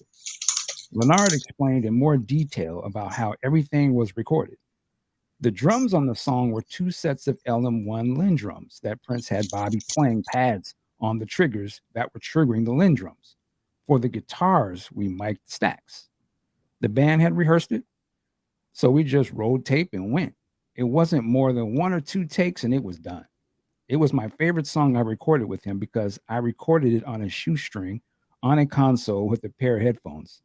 He had some amazing material. And I see Yoda is here. Obi-Wan. Yes, Yoda, Obi-Wan. Welcome, C Liegh. Thank you so much for joining us. The reason why I wanted you to join us, I don't know if you have your book by you, but I was going to read something from your book, and I was like, C Liegh is in the chat. He can read it himself, or you can talk about it. Can you hear me? Am I good? Yes. Yeah, you're good.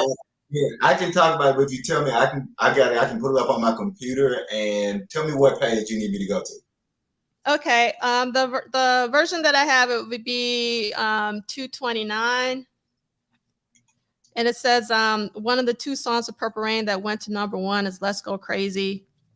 which Yes. continues the message. Which continues the message of living for the moment and enjoying life before the second coming, right there. Yep. Mm-hmm.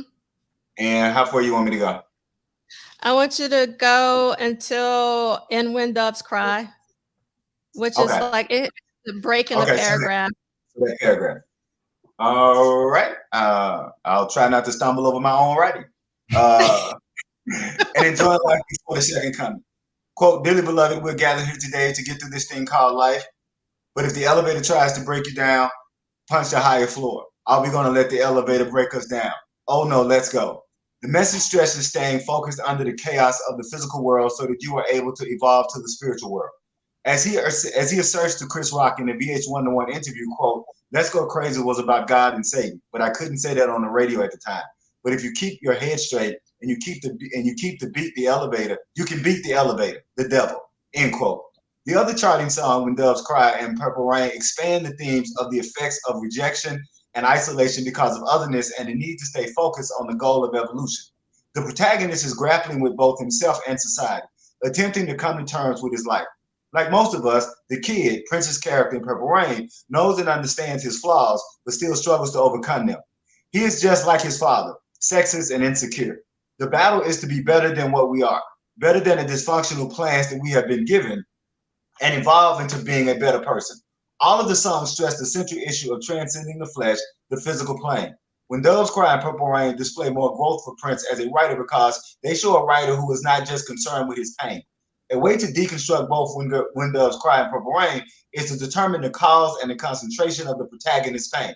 In both songs, the protagonist is affected either negatively or positively by the pain of others. But in both cases, the pain felt by the protagonist causes a catharsis in him to become a better person. Connected, both songs display positive progression of a figure working his way through his id-ego complex. Nice. And that proves that we don't just sit around and read our own writing.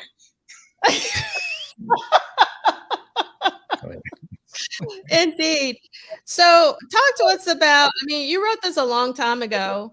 So have your thoughts on "Let's Go Crazy" changed or evolved or, over, since you wrote this? No, they've stayed about the same. And it was really interesting that, and probably because I came from a very strict Christian Baptist background, I got that devil elevator metaphor instantly.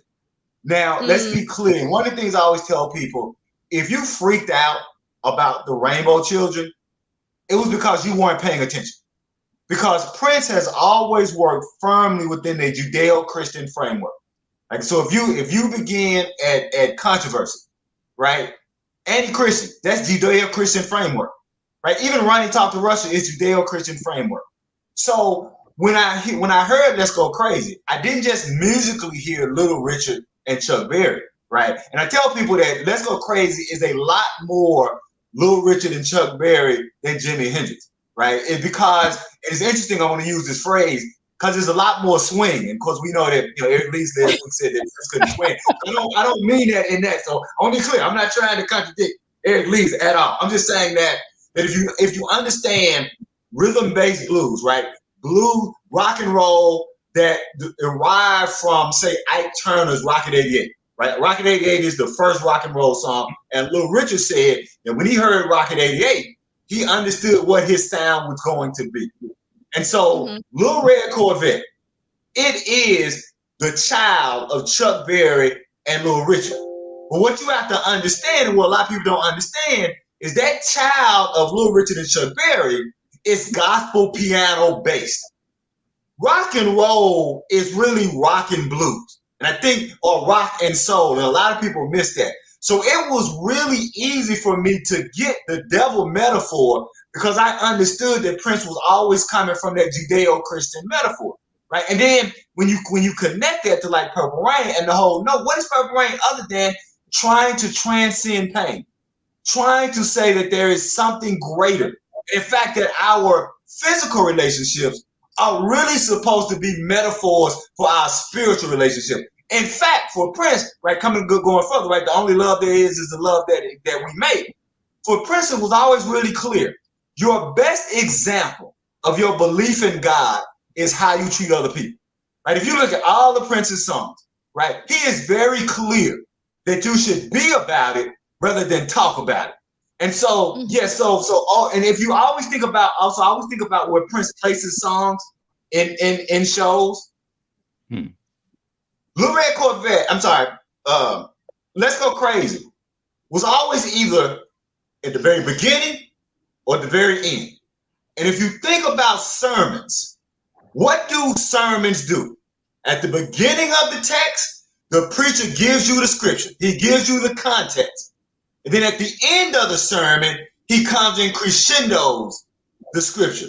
So that's very clear that Prince wanted us to understand that beat the devil, beat the elevator metaphor, because it was always either the opening scripture to his shows or the end where he's coming and he's concluding that scripture, because he wanted us to leave his shows having a real spiritual experience. I'll shut up there to see if folks got something to say and chime in, because I'll talk too much. Sorry.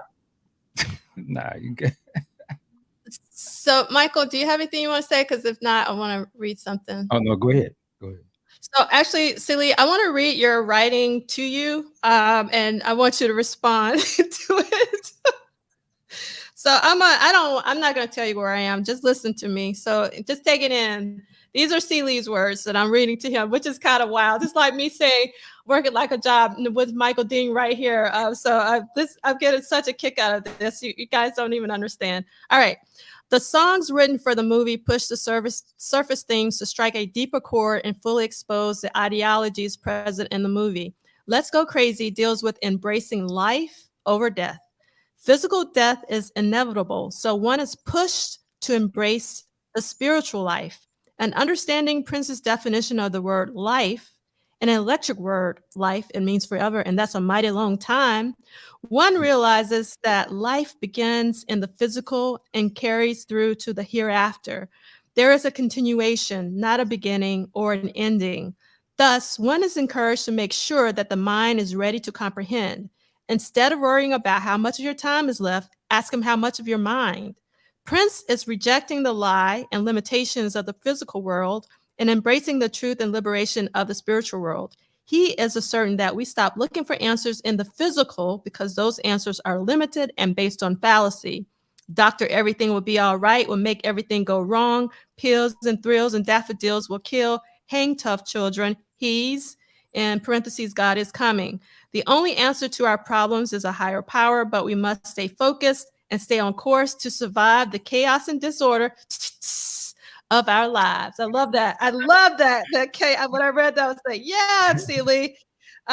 So I really wish that at the time I got the elevator reference. I don't know. When did Angel Heart come out? The movie Angel Heart with Mickey Rourke and Lisa Bonet. Yeah, that's about the same time. That's about 84, 85-ish, I want to say. It says 87. 87? Is that late? Wow. Okay. Yeah, I didn't realize it was that late. But Angel Heart at that time was one of my favorite films. And if you've seen the film, there's an elevator in it. And I won't say any more than that. And like after seeing that movie, you have to understand that I probably hadn't listened to the lyrics of Let's Go Crazy, even though I had been playing it to death, because it would take me years to actually start listening to what Prince was actually saying, because I was so hung up on the music. So it might have been that I just was starting to really sit down and think about what he was saying, like whatever, 3 years later. So like whenever I think about that elevator line, I also think about Angel Heart. So I got that sort of hell, heaven hell connection because of that. But the one thing that I got from reading this, and I really wish that your book had been out when I was a teenager, because it would have helped me probably get to Prince's lyrics quicker than I did, was this, the way that I'm interpreting what you wrote is that he's really not talking about life or death. He's talking about everlasting life, which is what he always talked about, to be honest. And so it was really interesting that you point that out, even with Let's Go Crazy. Another thing in reading this. Sure. So can I say one thing about that? So a couple of things. The first thing is, because I don't want to forget the other one, I want to say, I'm glad you stopped there, because for a lot of people who were mystified or didn't understand why Prince would become a Jehovah's Witness, the actual answer is in Let's Go Crazy. Because if you understand the theology, right, and I have to tell people, like, Jehovah's Witnesses are Christians, right? There are different types. They're Baptists, they're Methodists, but so the Jehovah's Witness methodology, right, and in working with Prince those 18 months and having had these conversations with him, the Jehovah's Witness methodology, which of course I was in those neighborhoods where Jehovah's Witnesses would always come around, they don't think of heaven the way other Christians think of heaven. And I think that confuses other Christians. For the Jehovah's Witness, so for most Christians other than Jehovah's Witness, they interpret the text as God is going to destroy the earth and everybody's going to become a spiritual being in heaven. The Jehovah's Witnesses, they don't actually interpret it that way at all. They actually take the literal interpretation that God is going to recreate the Garden of Eden, and that the vast amount of human beings will be placed in that actual physical garden where Adam and Eve are. And there's this thing in Revelations about the 144,000. This is where people get confused when they say, well, Jehovah's Witnesses say that only 144,000 people are going to go to heaven. That's not what Jehovah's Witnesses believe, by the way. That's not. That 144,000 comes from only 144,000 believers will actually go to the spiritual realm. So, and then everyone else, all the rest of us who believe in the Christ, will live in the perfect utopia. So when Prince says that life and everlasting word, that means that resonated with him, even though he wasn't a Jehovah's Witness. But here's why. His parents, from what I understand, were Seventh-day Adventists. Yep. Jehovah's Witnesses evolved from Seventh-day Adventists. So for him, having been raised as a Seventh-day Adventist, understanding the Jehovah's Witness theology, right, would have appealed to him because they were playing in the same groove or note. Does that make sense? And so that element of Prince talking about, no, life is one long continuum, and that you look at it as there's on this side and there's on that side, but there is just one thing, and life is forever, that no one will ever die. That was something that he had, for those of us who are Christians who are not Jehovah's Witnesses, yes, but then the Jehovah's Witnesses would take that to another level and say, in fact, not only will we never die, we will be reestablished in the perfect garden where God. So again, that's why I keep telling people, if you are upset about the rainbow children, be mad at yourself because you weren't paying attention. And then the last thing I'll say to that is, at the beginning of that, when you started talking, was, if we're having a discussion about Purple Rain, the album, you have to make a decision on how you want to interpret it. And there are two ways to interpret it. Do you interpret the album as actual dialogue of the movie, or do you interpret the album as something separate from the movie?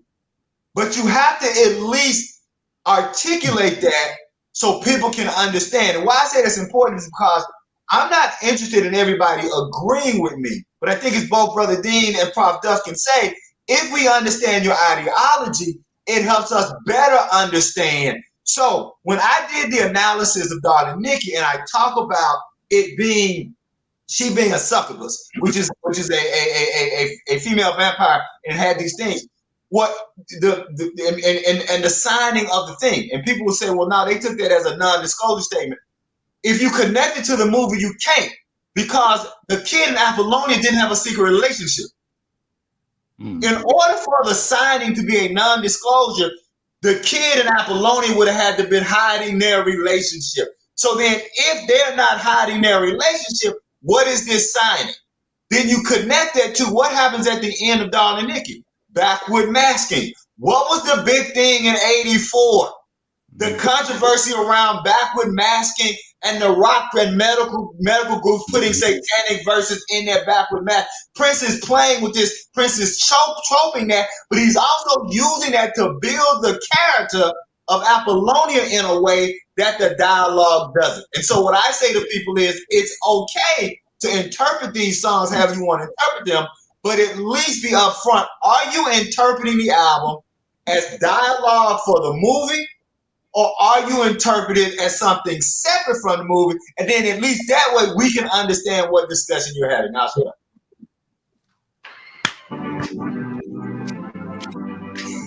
That's an offer. Am I right? They always play. I have this. Y'all reached in y'all pocket when I did it, didn't you? And they come right out of the picture. Go right into that. God good. God is great. Okay, I'm sorry. I always have to play the whole thing. I could watch that over and over and over and over again. All right. So when I was reading, and I'm glad I read your passage, C Liegh, you know, we know the lyrics to Let's Go Crazy, you know, Electric Word Life, it means forever, and that's a mighty long time. But if you actually look at the lyrics that he originally wrote, I love, you know, seeing Prince's word choices and changes. So he says, he didn't say mighty long time. He said an awful long time.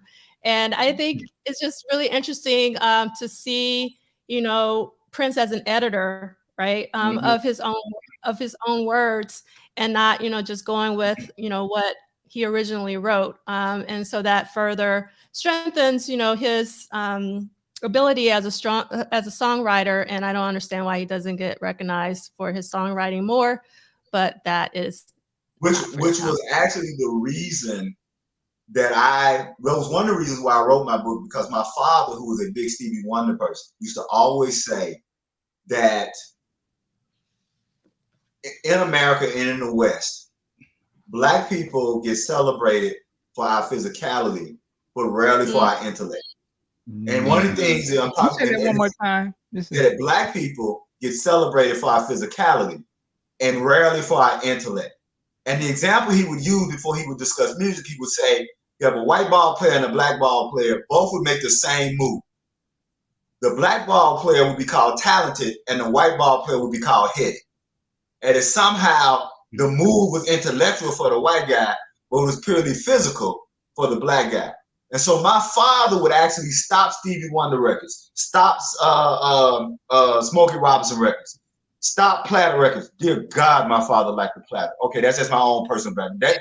That black man loved the Platters. I'm sorry, I'm having my own traumatic moment about my dad and the Platters. Let's move on. I'm sorry. I don't want to get caught up, but that black man loved the Platters. All right, let's move on. So wait. But we can't. You gotta tell me, what was your father's favorite Platters album or song? It's Twilight Time and Only You. Like those were his two. You know, those were two. But he would like Saturday would be cleanup day, and so we would get the Platters, and we would get Smoke. We played the Temptations' "Get Ready" at my father's funeral. Right? That's how we got down. And there's a little double between that, because Jackson State's theme song is also "Get Ready" by the Temptations. So he was a big Jackson State supporter. But yeah, and we also played a Platters record. We played a Platters record, a Smokey Robinson record, and a Temptation record at my father's funeral. Those were the records that we used to send him off. But the reason I ended up doing it, because I remember like being very young, 11, 12 years old, and people were getting on me, getting on my generation. And my father was the first adult I saw come to the defense of Prince. And my father said, I let my son listen to Prince because Prince is one of the few musicians that's taking people further than his sheets. And then he said, don't get it wrong. Prince wants to take you to the sheets. And these are my father's words. Prince wanted to take you to the sheets, and I ain't got no problem with that. But Prince will then take you further from the sheets, which is what a creative artist should be. And so my father was actually laying the groundwork for me to take what I was learning as a young poet and a young short story writer. But it was important for me when I wrote my book, it was part of my artistic manifesto. But then along with it being a part of my artistic manifesto, like, you know, it was like my T.S. Eliot's essay, Tradition and Individual Talent. But it was also me saying, look, yes, there's Lennon and McCartney. Yes, there are all these other people. But there's also Prince and Smokey Robinson and Stevie Wonder and Black people who are intellectually contributing to the Great American Songbook. And I don't think we talk enough about the Black writers who contributed to the Great American Songbook. And I think we need to have a revisiting of what is or what constitutes the Great American Songbook with people like Prince in there. So yeah, so that was me paying homage to what my father did for me and raising me up. And then of course I'm from Clarksville, Mississippi, home of the blues. And you know, just growing up with the blues, there were no greater lines and images than blues writers. And so Prince for me was in that tradition. And it was just me having an opportunity to share that and to have people come to me and say, man, I never thought about it this way. Or I never, you know, people say I always thought Prince was deep. I appreciate you showing me that. And that's for me the greatest, the greatest reward that I ever got, other than one conversation that I've shared with Prof. Duff, you know, on another thread about something Prince said to me about our definition of art that we were making for the book that he was writing. That was my greatest reward. Thank you so much, C Liegh. I was going to say, maybe you're starting to see somewhat of a change where you have, you know, sort of contemporary artists like Kendrick or something being sort of recognized for his literal contributions. Shit, if you think most rappers, to me, they were dropping a lot of stuff, you know, the Cubes and Chuck D's, Rakims, you know, KRS, all these guys. So, yep. Yeah, we always been on the forefront of it. Yeah, so I know that, C Liegh, I put you on the spot and got you up here. You're welcome to stay, but if you need to leave, just let me know and I'll pop you off. Do you need No, I'm to leave? good. I'm good. I'm here. I got my polyester lounging shirt on, and I'm good. You know, you understand. You know, I'm always rayon man. I'm polyester rayon. I ain't got my perm no more. She was on your graffiti bridge or something. I was like, that's it. That's good. Look, I had three of these made. I had a white one made, a black one made, and then this red one. And these are, you were right, Brother D. This is graffiti bridge inspired, cause it's also Mississippi heat inspired. It's see-through and it breathes. Cause right now in Mississippi, it's 100 and hell in the shade. And so I need this polyester see-through to survive this 100 and hell in the shade. The estate, y'all need to get up on that, you know. It's popping. Most stuff. So if you're gonna stay with us, C Liegh, get your book because I'm gonna make you read at some point. But I'm gonna pick up where Michael left off on page 126 because we're gonna be reading. All right. So the Revolution had been rehearsing "Let's Go Crazy" for most of the summer and had performed it live earlier in the week, so they had it down tight. The band ran through the track a few times to check recording levels and to verify that the newly installed equipment was operating properly. Leonard explained in more detail about how everything was recorded. The drums on that song were 2 sets of LM1 Linn drums that Prince had Bobby playing pads on the triggers that were triggering the Linn drums. For the guitars, we mic'd the stacks. The band had rehearsed. Did you read that part? Yeah, I read that paragraph. Sorry. Okay. After the initial recording, Prince had the band add a few overdubs, including background vocals and Matt Fink's solo. At first, I tried to do something melodic, Fink said, and I'm so grateful that Dr. Fink came and spent some time with us today. But because the song was called "Let's Go Crazy," I thought I should do something that was out there. I just started randomly, and I knew it was something I forgot to ask him about. I wanted to ask Dr. Fink about how did he come up with this randomly smacking the piano, not really intending to play anything, because it sounds random, but at the same time not. Like it's just like it's not random. It just I don't know. I think it's brilliant. So and Prince loved it. I wish that the long version could have been on the actual Purple Rain album. Wait a minute. I'm missing. Are we talking about the little piano? Yeah. Mm-hmm. Yeah. That's Dr. Fink. Yeah. Exactly. Exactly. Exactly. That's what I'm talking about. And I got to shout out Alabama. So I'm in Alabama. Rossi's in Alabama. And yes, it's pure fire. 95, feeling like 108. And yes, I love that too, Dr. Claw. All right. So yeah, I thought that was brilliant, Michael. Like that part, like I always look forward to that. And that's one of the reasons why Dr. Fink is my favorite keyboard player. Also, like that When Doves Cry part, like he just brushed it off like, oh, but I think that would be pretty hard to actually perfect. And he would play it night after night after night after night after night. I mean, crazy. In 1983, Prince didn't have a system that allowed programming of a precise section that was to be recorded. So the engineer was responsible for punching it in. This meant the engineer literally had to start recording at a certain spot on the tape and stop the machine at a specific later spot, which requires extreme precision. As Fink explained, yes, the punching in process has to be done by a really good engineer, because if the engineer screws up, then you lose that take completely and you've got to start over because it erased something in there accidentally, or you just have to punch it in and fix a bigger spot because he didn't get you out in time, or he got you in too soon. Whatever reasoning, if you don't have a good engineer punching you in and out, you're in trouble. Now, we all used to Pro Tools, Ableton Live, like all this, digital audio workstations, and we're talking about tape, and we're talking about slicing, like cutting. And so you had to have some precision.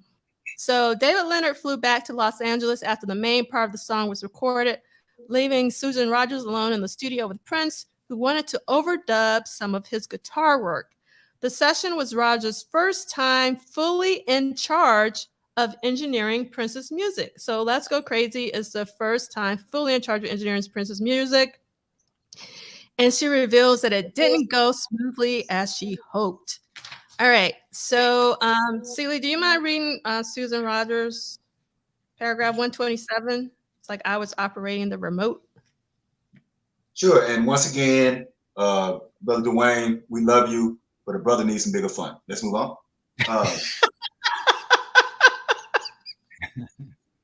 I was operating the remote, and Prince was playing the guitar solo on Let's Go Crazy, and he made a mistake, and he told me to roll back.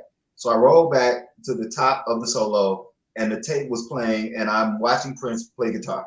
Now bear in mind that I was a maintenance tech, so I know all of the equipment like the back of my hand.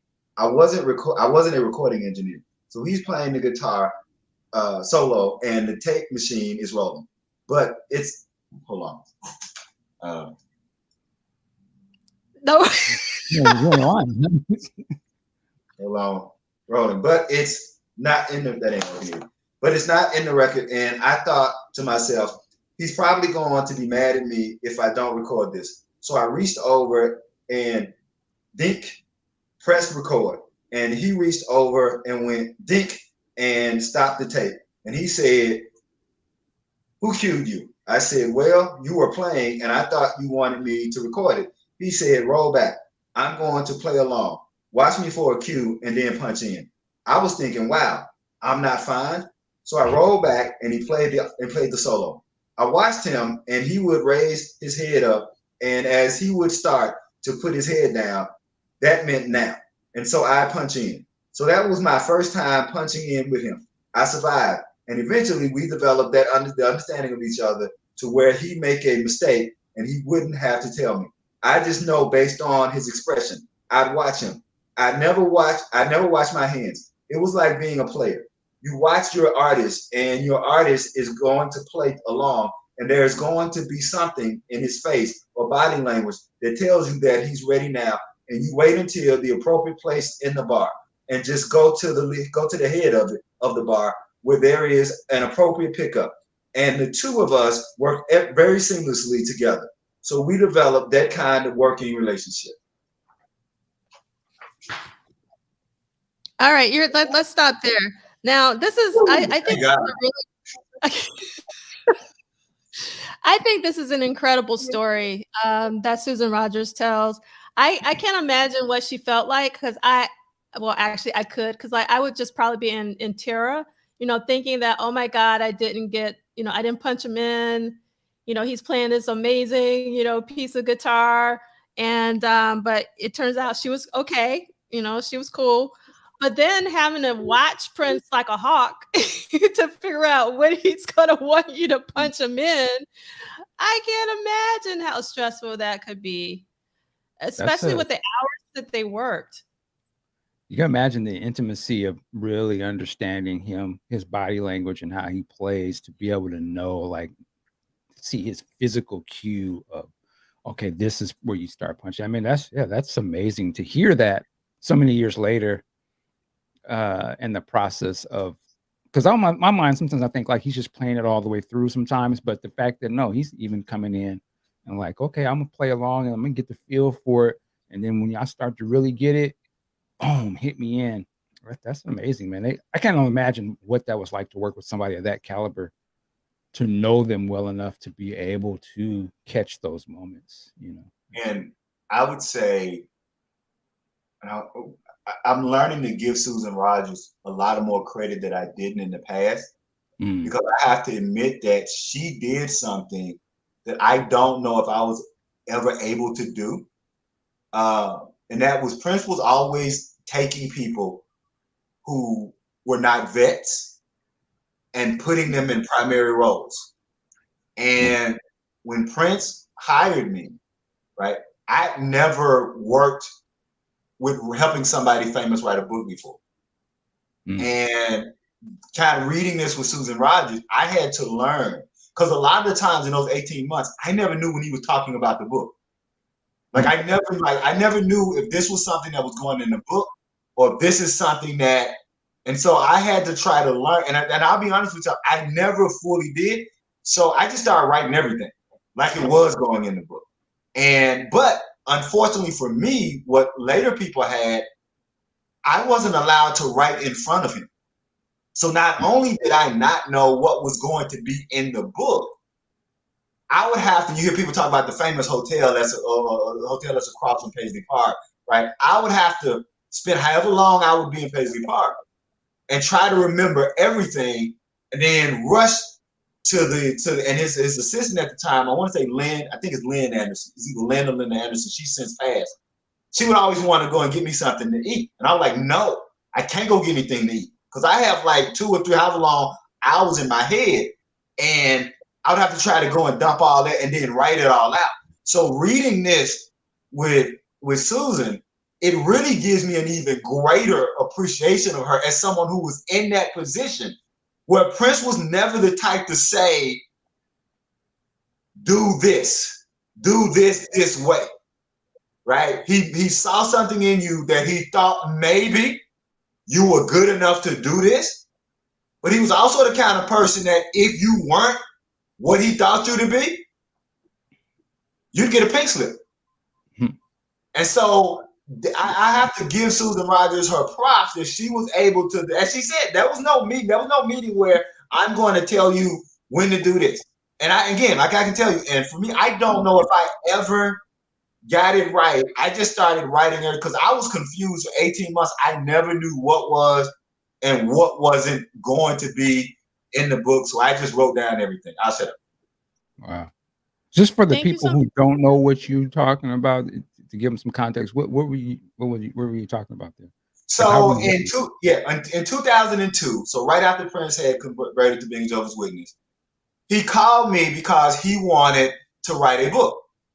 And the book was about, Prince wanted to write a book about how religion and music had always been part of the Black Civil Rights Movement. And that's what he wanted to write about. And because he liked my book, and he liked the actual review that I wrote of Rainbow Children, I think because he'd had the book since '96, and then he would like check in on other things and see other things. And then once I wrote the review on Rainbow Children, I don't know if that was what, and then I got the same story as everybody else. His assistant called me. I hung up on her because I thought it was somebody playing on the phone. And then he called me back. But so we spent 18 months of him talking about things that he wanted to be in this book. And we got a chapter done, and we got a full table of contents. But I can tell you, in that full table of contents and subsequent discussions that we had, the two things that I hate that we didn't get it done was he was really ready to discuss his relationship with his father. Mm. He was, and I'll just say that because he thought that Michael Jackson's father got a bad rap. And so he wanted to be really intentional. These were his words. He said, Gary, Indiana was the first ghetto in America, and that man got his children out of there, not one of them in gangs, not one of them on drugs. Those were Prince's words. Mm. And then he said to me, and my father made me one of the best musicians on the planet.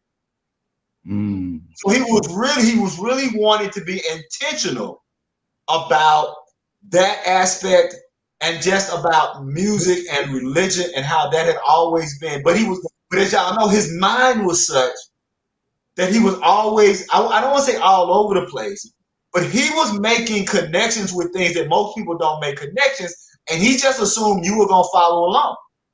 Mm-hmm. And if you couldn't follow along, so I was just always writing, always noting. And so my job was I would write it, go home, type it up, and I would email it to Lynn. I want to say Lynn, and Prof. Duff has seen the facts. I got one of my favorite things I have is the facts from Paisley Park with my first airline arrangements, and it's so cool to me because I didn't have a fax machine, so he faxed it to Jackson State. So I got my two favorite things on this fax, Paisley Park and Jackson State, right, with my name on it, and so I would have to go home, type everything up, then I would email it to her.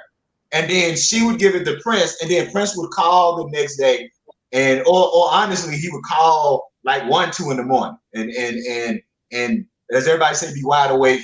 But yeah, so it was for a book project, and unfortunately, I was never privy to the discussions that he was having with whomever book people. But what they wanted from Prince was a tell-all sex book. No one was interested in spirituality and revolution from Prince in 2002. And my biggest regret was that I never broached the possibility of him self-publishing when I had self-published. Mm-hmm. When Prince himself had been technically self-published, right, had become an independent, right? I never did. And I'll tell y'all, to be honest with you, and I've never admitted this publicly, because I was scared. Like I was who I was as a writer in 2002 was not who I am as a writer in 2023. I was not nearly as confident, even though I had written, by that time, I think I'd written 6 books. I'd become a well-established poet and Prince out something. I just was never, and I think that's also one of the things that annoyed Prince was I never felt comfortable enough for this to be a partnership. Mm. I took the kind of work for hire position. I'm going to write what you tell me to write. Now, part of it was because I had a relationship with Quincy Troop. And if you don't know, Quincy Troop is the person who co-wrote Miles Davis's book. And so I had enough of a relationship, and if you believe in God or don't believe in God, I literally just had a long conversation with Quincy Troop about him helping Miles, literally within a year before I get this call from Prince. So I don't know if you want to say that's divine or, so I went into it with the notion of this is a work for hire. This is not a collaboration. But when I look back on it, I think about some things that Prince used to say to me, and I remember because at that time he was meeting heavy with Cornel West and Tavis Smiley. And he said to me one day, I need you to help me to get a book where I can give to Brother West and Smiley. Because they were having deep philosophical conversations, right? Even when he said that, though, I just didn't feel comfortable enough. The only thing that I was big on my anti-hip hop at the moment. So anytime I could take a dig at hip hop, right, I would put it in the text, and he would quickly, like I took a dig at Puffin, I took a dig at whoever it was, Puffin, somebody else, and he would quickly be like, that's not what we're doing. Right? He was like, I was like, okay, man, if I get a chance again, do it again. And I would do it again. Like that's and because I remember the one thing that he really liked was because he was on this freedom thing, and I elaborated on him discussing about, you know, as long as you on the master's plantation, you're never free. And what I put in there, so those are his words. And so what I elaborated in a paragraph, I said, yeah, and as long as you live in your father's house, you will always be a dependent child.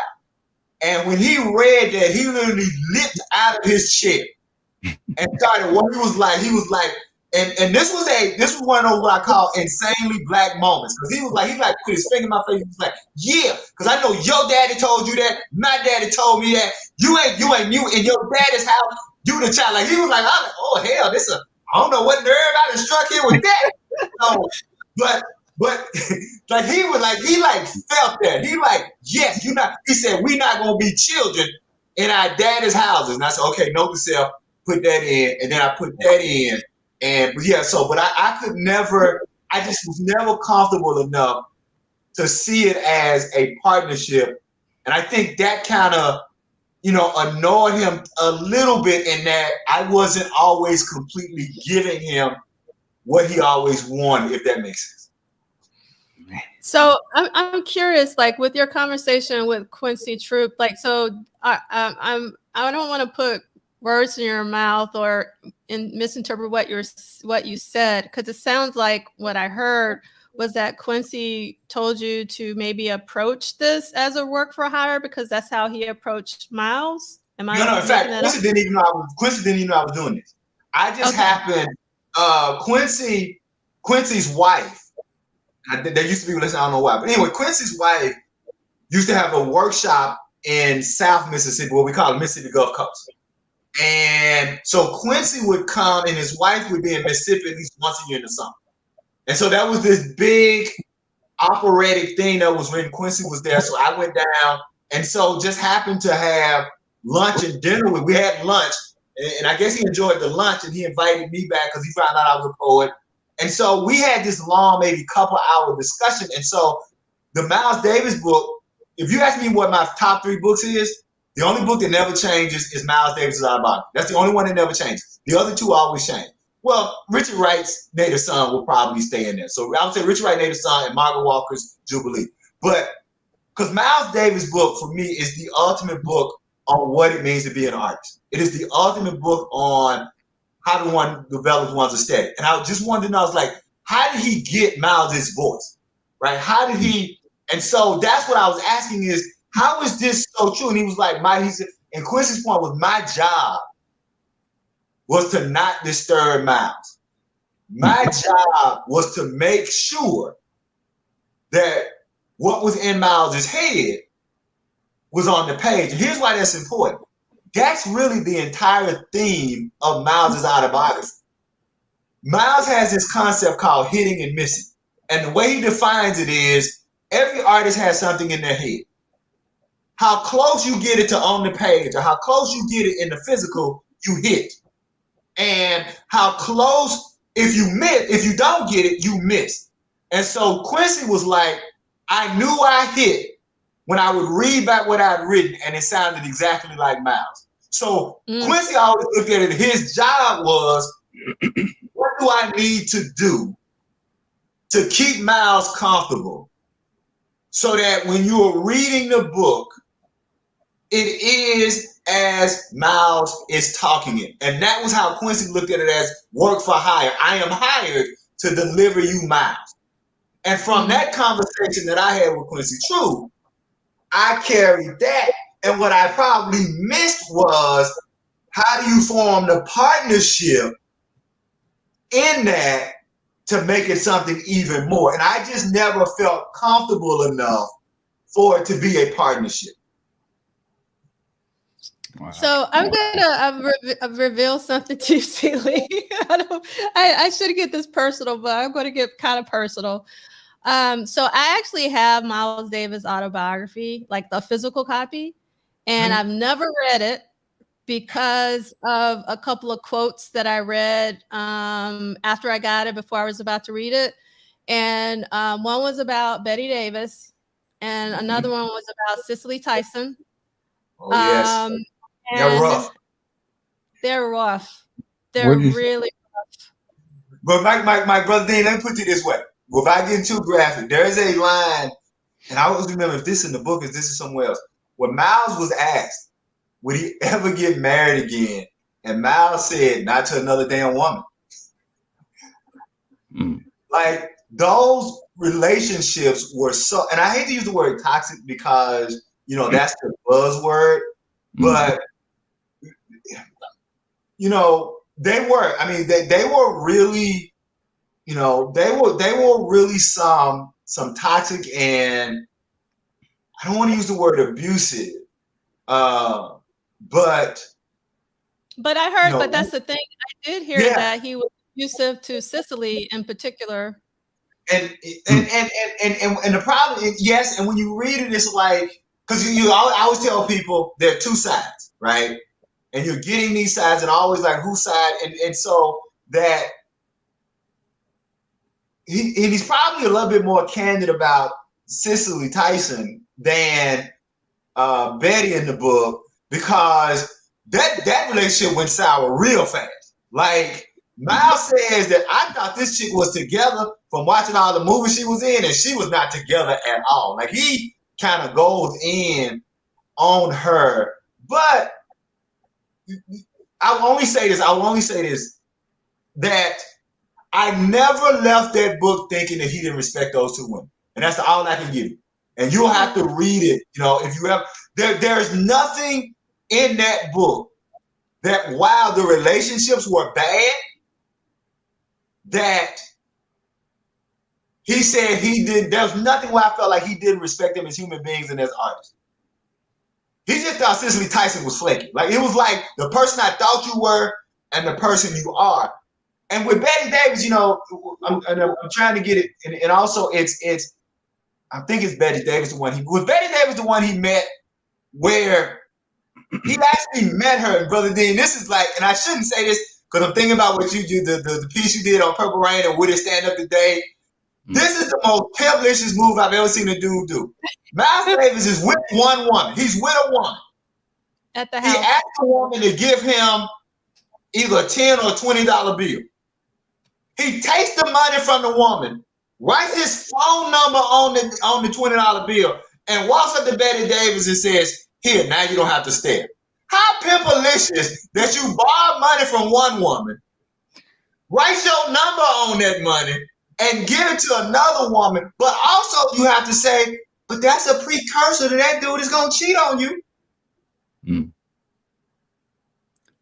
So, it is. I will admit that it's, and if you think that part is difficult to take, it opens with the toxic relationship between his mother and father.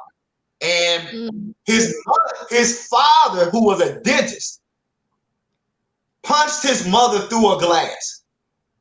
Like, his mother, like Miles, so there's a glass between, if I'm remembering the scenario right, there's a glass, like Miles's father, they're arguing, and Miles's father goes outside to get away from the argument. So she's, you know, yelling at him through the glass.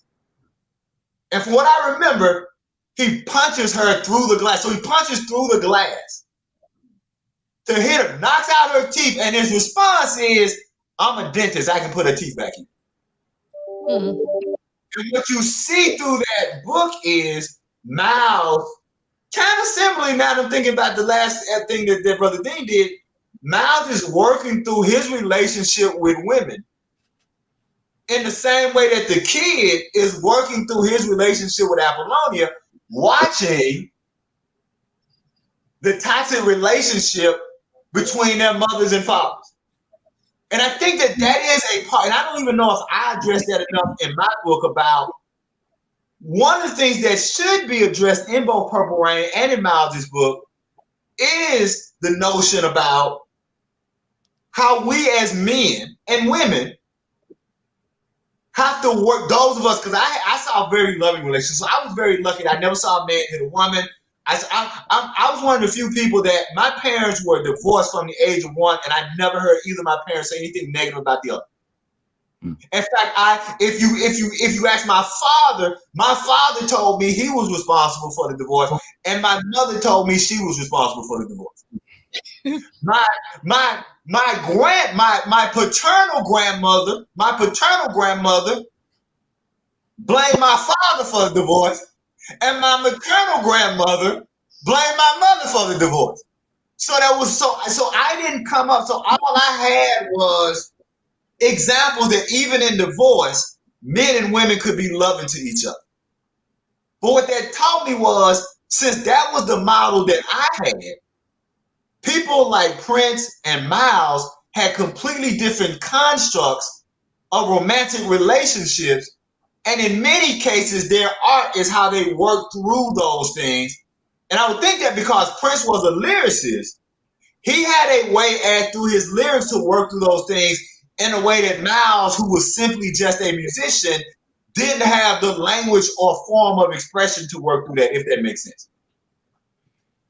It does. I'm going to get this book because I've never read this myself either. Yeah. So No. This is important stuff. A couple things I want to address in the chat. Yes, Cicely Tyson did write her own autobiography. Actually, it was released in 2021. And I've read that book and I've actually listened to it. I wish she would have recited, well, yes and no. I kind of wish she would have recited the whole book, but she only recites the intro and I was crying in the intro. So I was like, I don't know how I'm going to get through this book. So luckily she had another lady read the rest of the book. It's one of the best books I've ever read. Highly recommend it, particularly if you're into Miles. She talks a lot about Miles. And I don't want to, how can I say this? I'm not one of those people that, I know Miles had his issues with women. Like, I don't allow that to affect my relationship with his music. Like for me, the man and his output are two totally separate things. I know some people disagree, meaning like if something's wrong or the man did wrong or the woman did wrong, like you totally cancel them. Like I'm not that person. Like I'm going to continue to listen to, Kind of Blue and all the Miles stuff because he was a genius, But and so it's not like it's kind of like something I don't want. No, go ahead. What? Go ahead. And I'm being serious. But would that? So R. Kelly, for instance. Yeah. Would that be different? Or? Well, it's different for me because I never was a R. Kelly fan. Like I actually don't own any R. Kelly, and it wasn't because I knew what was going on. It just wasn't my kind of music. That one's like really complicated. But some people would say it's not any different than, like we kind of live in a society, no matter what you do. And even in some cases, what you're accused of doing when you haven't even done it, like you totally canceled, even, without any proof.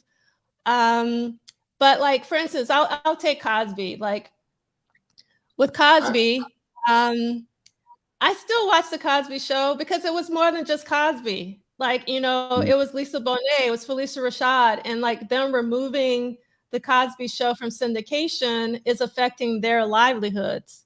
You know what I mean? Because like they get, royalties and residuals. It's not just Cosby. It's like a whole crew of people, who aren't getting the royalties that they deserve because, of this. And so it's really complicated, but I don't know. I just think that the art is separate because like no person is perfect. Like I'm not perfect, no one's perfect. So it's just kind of like if you cancel a person, like everything they've ever produced because they've done some horrendous things, I don't know. It's just, it kind of, I think it boils down to if art is important to you, meaning like art and music. Like I live for music. I get out of bed every day for music. So like, let's say if, we found out that Prince was an axe murderer, like I don't think I could stop, like listening to Prince because he is just so innately, like, it's not Prince, it's his music. You know, that's like the soundtrack of my life. Is like my heart beating. It's just like, it's been with me since day one, when my family's not there, when my friends not there, you know, like when my husband's not there, it's just like Prince is there. You know what I mean? Because he's in my head. Like, I don't even need the music. Like, I can hear the songs, you know, in my head, you know? So I don't know. It gets really complicated. And I would just say that I actually got in a lot of trouble because I wrote an article about my Mount Rushmore of comedy. And people got mad at me because I wouldn't take Cosby. My Mount Rushmore of comedy, George Carlin, Bill Cosby, Richard Pryor, Eddie Murphy. And so I wrote this whole thing, and I tell people all the time, if someone does something bad, criminal, whatever, they should be punished for that. But Heathcliff Huxtable ain't done nothing to anybody. And so and what happens though is that it depends on how art was brought to you. Because let's reverse it. Actually, the reverse occurs in art today. With the rise of social media, people are more famous today, not because they're well-crafted artists, but because people like them from their social media presence. And so that's where it's so easy now that people are so willing to counsel people or get rid of people, is because a lot of the people that's famous today, they're not that famous because their art is well-crafted. They're just in people's lives through social media in ways that people connect with them through social media and reality television. They are connecting with personality before they connect with art. And so it depends upon, if you are a person who can connect with art devoid of the person, then you are less likely to stop engaging that art. And I think what really upset people in that article is when I said, here's how my mind works. I can read a poem by the Grand Wizard of the Ku Klux Klan. And that poem by the Grand Wizard of the Ku Klux Klan, that's basically saying black people should be killed, black people should be annihilated. I can read that poem, Brother Dean, and say, on the one hand, that's despicable, that shouldn't exist. But I can also look at line 12 of that poem and go, that's a tight image. That's a well-constructed image. Because my mind scientifically, just because I personally don't like somebody, doesn't mean I'm going to denounce your skill set. And what we do is we do a disservice to our positions, because everybody we like is not a good artist, and everybody we dislike is not a bad artist. And what I always do when I'm giving this talk or lecture, I'm in a room and I say, and you know who should agree with me more? Black women should always agree with me. And all the black women in the room was like, what you talking about, black women? I said, because I've heard and seen black women do something that I've never seen anybody else. And I want the black women in the chat to tell me if I'm lying. I've only seen black women be intellectual enough to do this. I've seen two black women look at another woman in the room that they know they don't like, and they'll turn to each other and they'll say, that heifer was wearing them shoes though. That's why I like you. So black women are the epitome of being able to separate aesthetics from personality. That chick is a heifer, but them shoes are tight. And I shut up. So how you follow that? Let me also throw this in. Can I throw this in just now? Do we feel that art has? It's not, you know, there's a way that we listen to things and makes us feel. But is there like any sort of spiritual residue or a connection from the person who created that can seep into us? Like and I'm gonna go back to, well, Bill Cosby on one hand, like I wanted to bring up to say is that if there had been social media around when the whole thing with Lisa Bonet came out, would we still have? I don't know. It seemed like he kind of did her funny style at that point when he made her leave the show and stuff. But we kept watching the show anyway. Well, I think I'm not even sure that everybody necessarily. Let's put it this way: I'm not sure everybody necessarily agrees that he did her wrong. There are some people who thought, okay, well, she got pregnant or she whatever, he put off the show, and we disagree with that. But there are some people who are like, but the show was going for a different thing.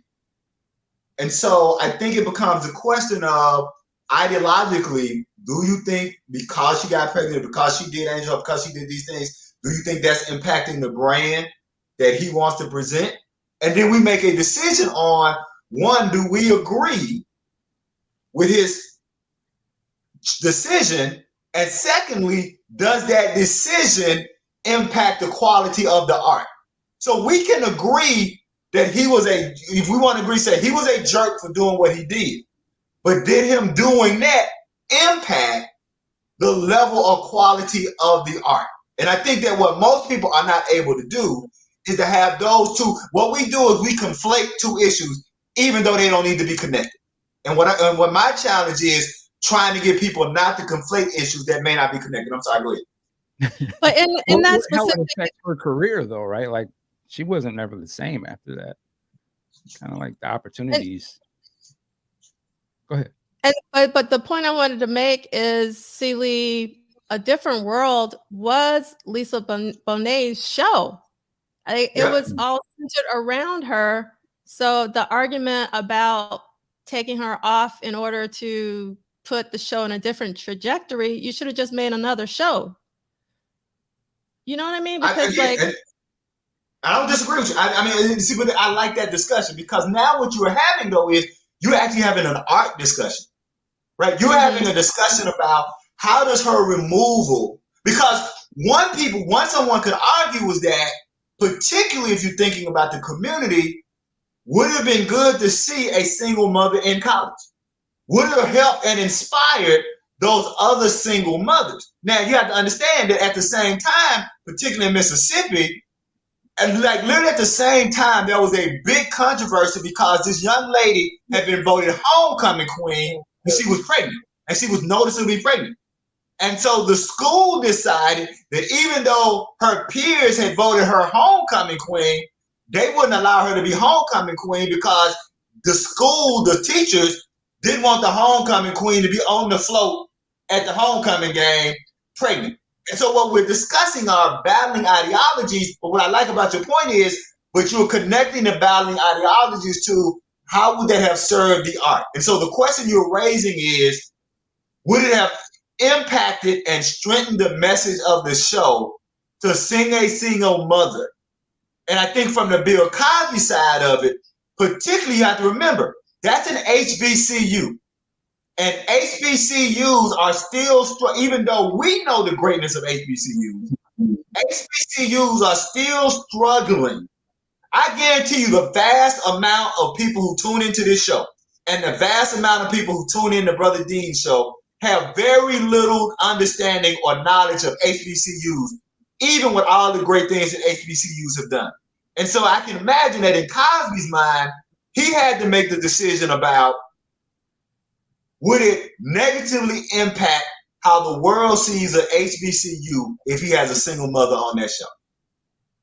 Right. That's a good point. The problem of that, well, not the problem, but the other part is now knowing what he was accused of doing, it's kind of like, bruh. Yeah. Yeah. But, you know, salute to Bill Cosby, salute to Lisa Bonet. Love them both. Yeah. Boy, it was interesting. So, yeah, that's what a salon is, though. So again, we talked about, like, what is a salon? I hope that some of you guys did some homework and looked up the Harlem Renaissance salons. It's basically when musicians and artists and poets and writers, they gathered together in the living room. They have conversations about art and music and literature. And that's, the book club is, for me, it's a subset of a larger salon like situation. So like, I'm fine having this conversation. I think it's fantastic that C Liegh came on with us, and we started off with Dr. Fink, and now we've transitioned into having this a whole other conversation, which I think is really fantastic.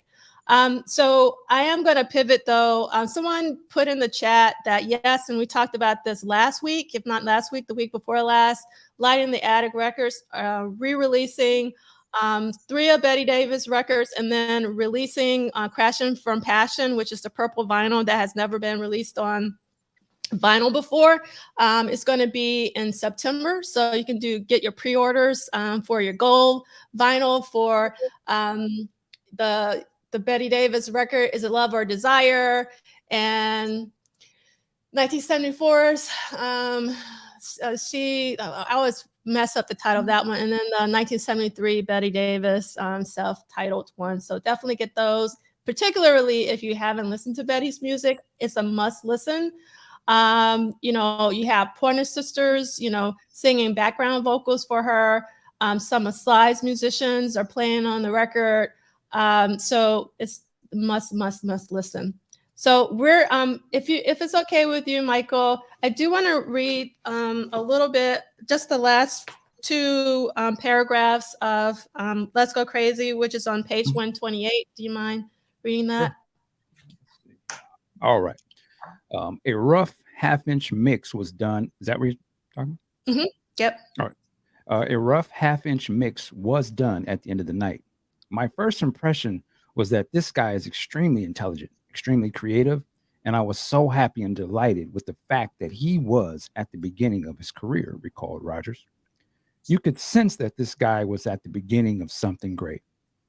Status, the full version of Let's Go Crazy, 7 minutes and 35 seconds, was released as an extended version on the 12-inch single and was featured in the movie.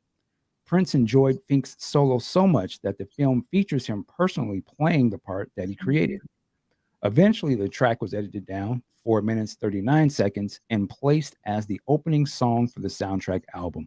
It was modified again, 3 minutes, 46 seconds for the single release, and on July 18th, 1984, it became Prince's second #1 song. Well, first of all, I don't know about you guys, but that 12-inch single of Let's Go Crazy is my version of Let's Go Crazy. Yeah. That's where the love affair almost really started for me too, when I got that. And I was like, this is the one was in the movie. This is incredible. Like, I'm blown away by that. And then, of course, flipping it over in Erotic City. That's when I got it. Yeah. Some things in the chat I want to... had to cop C Leigh's book. If you don't have C Leigh's book, you should get it. Be here in 2 days. Loving this. Nice. And then Lee Christian, you're absolutely right. Larry Graham is on some of the Betty Davis records for the Prince link. For those of you who are like, why are you not talking about Prince? So there you go. That's your Prince linkage. You know, your 3 degrees of Prince or 2 degrees of Prince. All right. So I do want. Let me ask you all a question, because when you said that. So all of my Prince playlists, the way I listen to Prince, I have the album, and then following the album are the B-sides. And then following the B-sides over time as I've collected songs that were made in that era but didn't make the album. So that's how I tend to listen to Prince. So I have the Purple Rain album, B-side. But what I'll do a lot of times is, if it doesn't destroy the cohesiveness, so what I have at the beginning of my Purple Rain is that actual 12-inch. And so I'm wondering how many people will replace. But here's the problem you run into. One of the greatest, but I'm coming back to this. So one of the greatest segue moments for me on the Prince album is the segue between Kiss and Another Lover Holding Your Head, right? The way that those two merge, that's one of the, but here's the problem. If you replace them with the 12-inch, they don't merge. Because and so I always go back and forth between, that's just the way that Kiss ends, because the way that the 12-inch for Another Lover Holding Your Head, the 12-inch doesn't open with the guitar solo. And that guitar solo blends so well with the end of Kiss. You know, it opens with that drum, you know, the 12-inch. And so I just always wondered, that other people have those kind of problems, that if you replace on the album with the 12-inch, how does that impact the continuity of cohesiveness of listening to the album, or if anybody actually listens to Prince in that way? And then I ask you this, I never listen the random Prince songs. I never say I want to hear such and such today. I always listen to, if I'm listening to Prince, I'm always listening to Prince the way I would read a novel from the album. I can't remember the last time I said, I'm just going to go listen to such and such song. I'll shut up.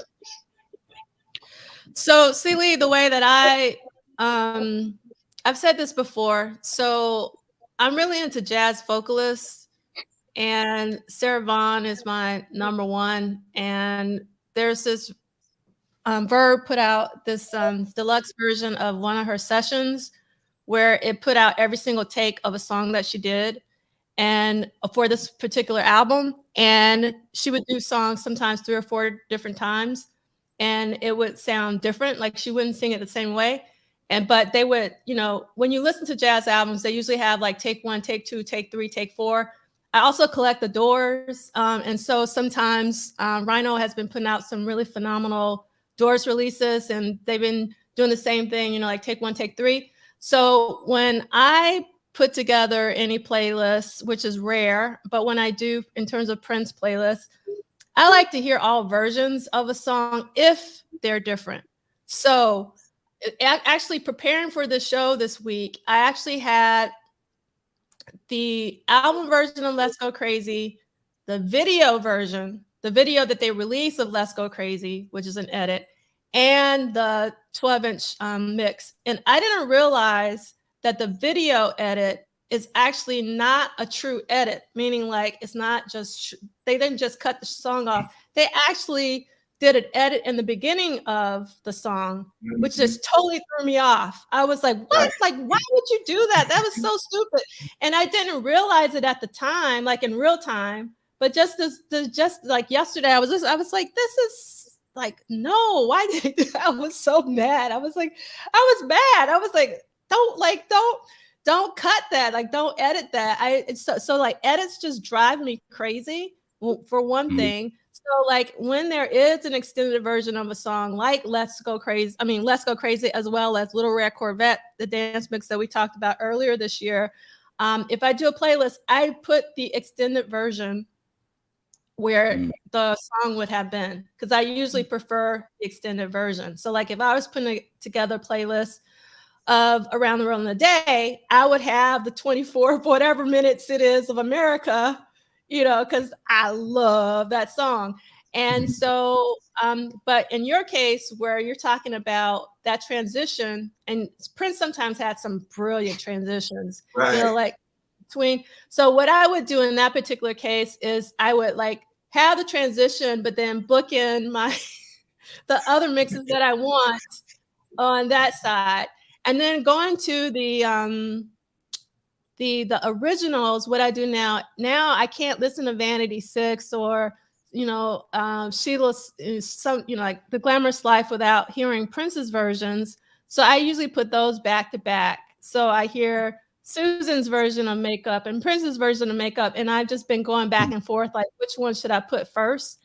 But I always like put them together now, because I'm one of those kind of people, I could put a song on loop and I'm still listening to the Body Heat.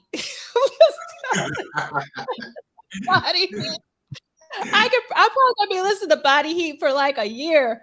I could just live on a song like for hours and days and months and years. So I like hearing a song over and over again. And particularly with Prince, when he has the mixes or you have the original version, you hear something different about it almost every time, like, you know, that you listen to the song. So I've been talking too long, but you hit a nerve for me. How do you listen to your Prince music? So for me, at this point, I listen to it based on just like the feel of the songs. Like if I want to hear a certain type of vibe, so that for me, I'll listen to them. It doesn't matter. Like I'll go from like I Wonder You, and then jump to like you know, Greatest Romance or something. Like it just a certain types of feels that I get. But I notice now when I literally sit down and I'm like, okay, I want to listen to this album the way it was presented to me, it comes off totally different to me now, because I know the album so much. So it's hard for me to, and I pull songs from different periods. Like I want to hear something from Rainbow Children, then I want to hear something from Sign of the Times. And that's how I normally listen to it, like if I'm in the car or something.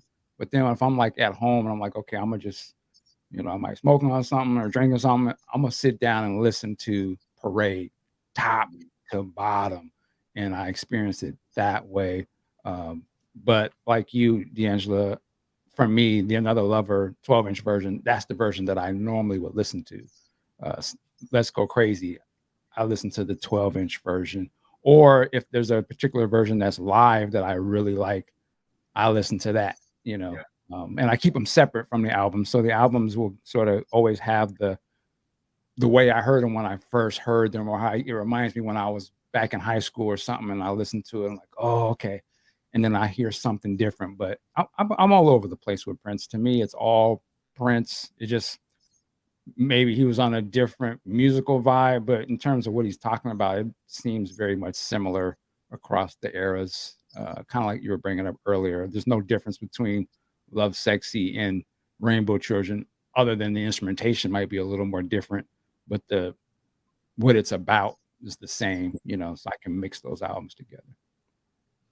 So I'm with Kim. Yeah, I love this comment. I can listen to just one Peace song like it's an album, because you can't.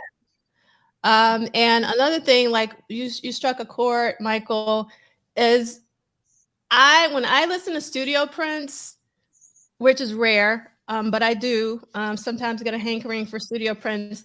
I can't listen to studio Prince and live Prince back to back, and more specifically rehearsal Prince, because rehearsal Prince is going to win every single time. So like I listen to Prince's rehearsals more than I listen to anything. And then next I'll listen to probably, and when I mean the rehearsals, like the rehearsals, the sound checks, anything but the regular concert. Like I play that all day, every day. And then I play the studio versions, and then I play the live shows. Now I don't play the live shows regularly, just because, meaning like, you know, the proper concerts, because they're usually, you know, they're packaged for a particular audience. And then if you listen to certain shows back to back to back, they have the same format. He might change a song or two. But again, speaking of which, I think it was Abby Lincoln's birthday this week or last week. Abby Lincoln was another one of my favorite jazz vocalists. And I saw her at the Blue Note one time and in New York, and she played two sets back to back, and she did not repeat one song. I had never seen anybody do that ever. And I often go see people do, if they're doing two sets, I'll do the two sets. So it's really interesting. All right, so I want to say a couple things, and we still got to talk about Computer Blue. So I understand, C Liegh and Michael, if you guys have to go, just jet on out. But let's finish up Let's Go Crazy real quick. I'm gonna grab a water, but I'm not gonna leave. I'll come right back. Okay, awesome. So I just want everybody to know that Dance Music Sex Romance blog, which is written by Zach Hoskins, he has a whole series of writings about Purple Rain. And I really love his byline for Let's Go Crazy on his blog. And oh, no, I'm sorry, it's going to be Computer Blue. So we're not going to read this. But if you click on this, it will take you to his blog and you can read this whole thing. But I wanted to read this from this particular article that Zach wrote. Around 2013, just in time for the song's 30th anniversary, Prince and his all-woman power trio, Third Eye Girl, started playing a lumbering heavy rock version of Let's Go Crazy, stripped of its 80s pop gloss and seemingly inspired by Jimi Hendrix's Voodoo Child's Slight Return. This slow version of Let's Go Crazy wasn't better than the original, but it was a reminder that great songs are living, breathing things, no matter how much our nostalgia or banking commercials or the ephemeral nature of pop music fandom try to encase them in purple amber. I love those lines that Zach wrote. I actually had to think about the line where he wrote, this slow version, Let's Go Crazy, wasn't better than the original.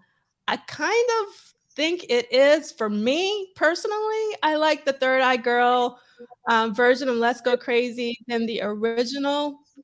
in terms of the song part, like the real song part, but obviously the 12-inch, like the whole song I adore, but like just the single version of Let's Go Crazy, I was never that crazy about. Obviously the intro, Dearly Beloved, the sustained chords, but once you actually got into the song, we talked about this last week, I think. I'm not a big fan of pop Prince because I like weird Prince, experimental Prince. But it's something about the 2013 version of Let's Go Crazy that Prince performed. I think it also might have been a little bit of Prince had earlier in his career was so standoffish about Hendrix because he didn't want to be compared to Hendrix. And so I felt that with the 2013, he didn't have to put up those walls anymore, that he could show that he did revere Jimi Hendrix. And I just really loved that Let's Go Crazy was like his, he had already done these. We've been talking about James Brown homages from Prince, for the past few months. And so it's just really great that he eventually got, that showed the world that, yeah, Hendrix is an influence on me too, but it just took him a long time. When Third Eye Girl came to Seattle, he came on the stage for Hendrix Regalia. Like you would have thought that. I mean, he had the band. I was like, what? I was like, okay. I would say that does three things.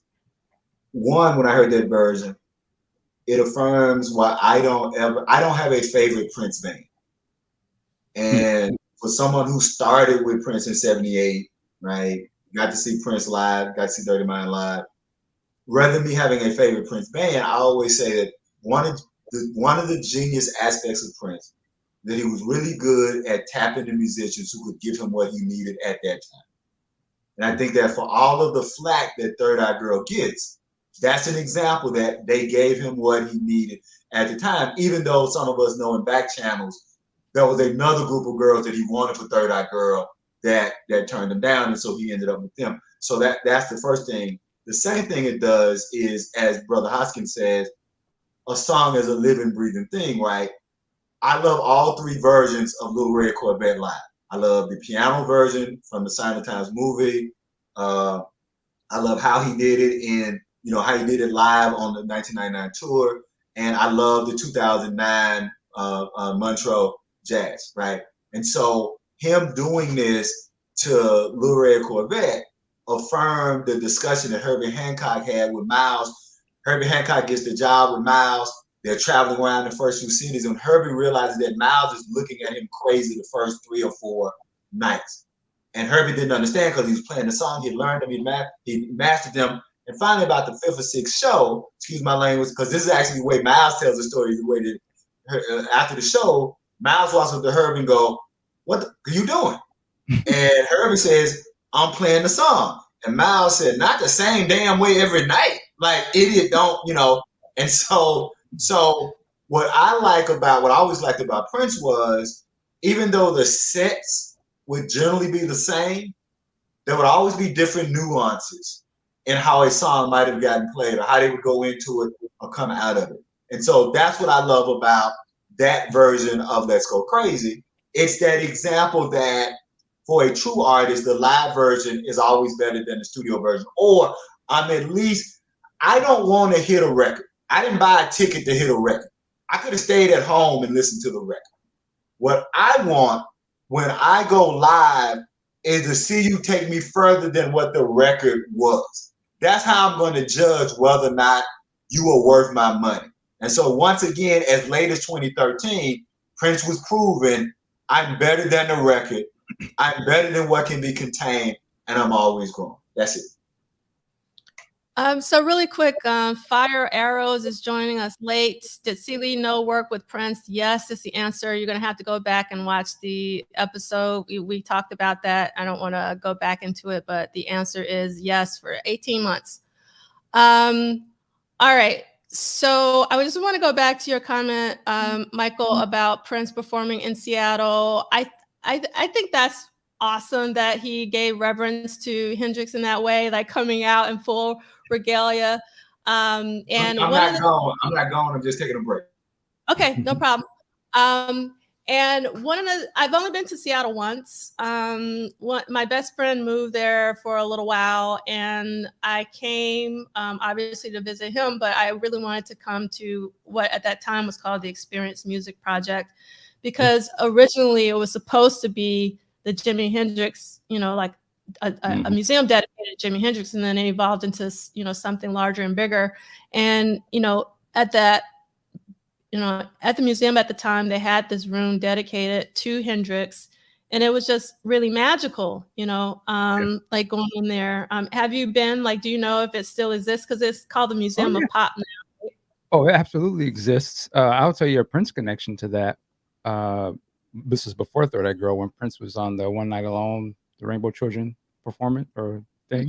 And he played in Seattle, and that's when they had the MPG Music Club. During the sound check, when they allowed us, the fans, to come in, Prince was like, what is this EMP thing? They want me to play an after show there. And he had Maceo in the band. And at the time, or at least when it first opened, it had opened with a huge Parliament Funkadelic virtual 3D experience ride or something, where you rode to the mothership, and they had interviews with the members of the band, and they had a whole mini movie and all this kind of stuff. And so people were telling Prince, like, well, you should ask Maceo. He knows all about it because he's featured in one of the things. And Prince was like, well, they want me to do a show there after this, but I need to know where the money's going. Like, who owns that? Who's going to get paid for it? And he just kept going on and on about it. He ended up not performing it there that night. But what they did do is he had an after party there that all the fans got to go to. And they had laid out food for Prince and stuff. And they gave Prince like a tour of the museum. But yeah, it's still active. I think there's still a Hendrix statue in front of the building. And they still have it's a huge music thing in there. I took my kids a few times. They have recording studios where kids can go in and strap on instruments and lay tracks and figure it out. Oh, wow. And, yeah, they got a huge hip hop exhibit right now. Matter of fact, they had a Prince exhibit there a few years ago, where they had all of his stuff there. But yeah, it's very much still a huge tourist attraction. It's a huge place. It's nice. They do concerts there. I've seen a few concerts there now that I think about it. But yeah, it's dope. It was the brainchild by I should know this gentleman's name. Paul Allen? Wasn't he Paul the Microsoft? Yeah. Paul Allen. He that was his whole thing. And so it's top of the line tech and pop culture. There's a sci-fi exhibit there, but it's excellent. Yeah. But it was definitely a tribute to Hendrix originally, for sure. Yeah. And then I'm trying to see if I can look it up real quick. The architecture, I should know the architect. He's really Frank Gehry actually was the architect of that. It's like sci-fi. It's like a sight to see if you've never seen it. It's like, what the hell is this? Yeah. It's like, oh, how did Frank Gehry come up with that? It's crazy. Well, Paul Allen had a blank check and could do pretty much anything he wanted. So it was, yeah. There must be nice. All right. So we're going to finally transition to Computer Blue. We got to talk about Computer Blue.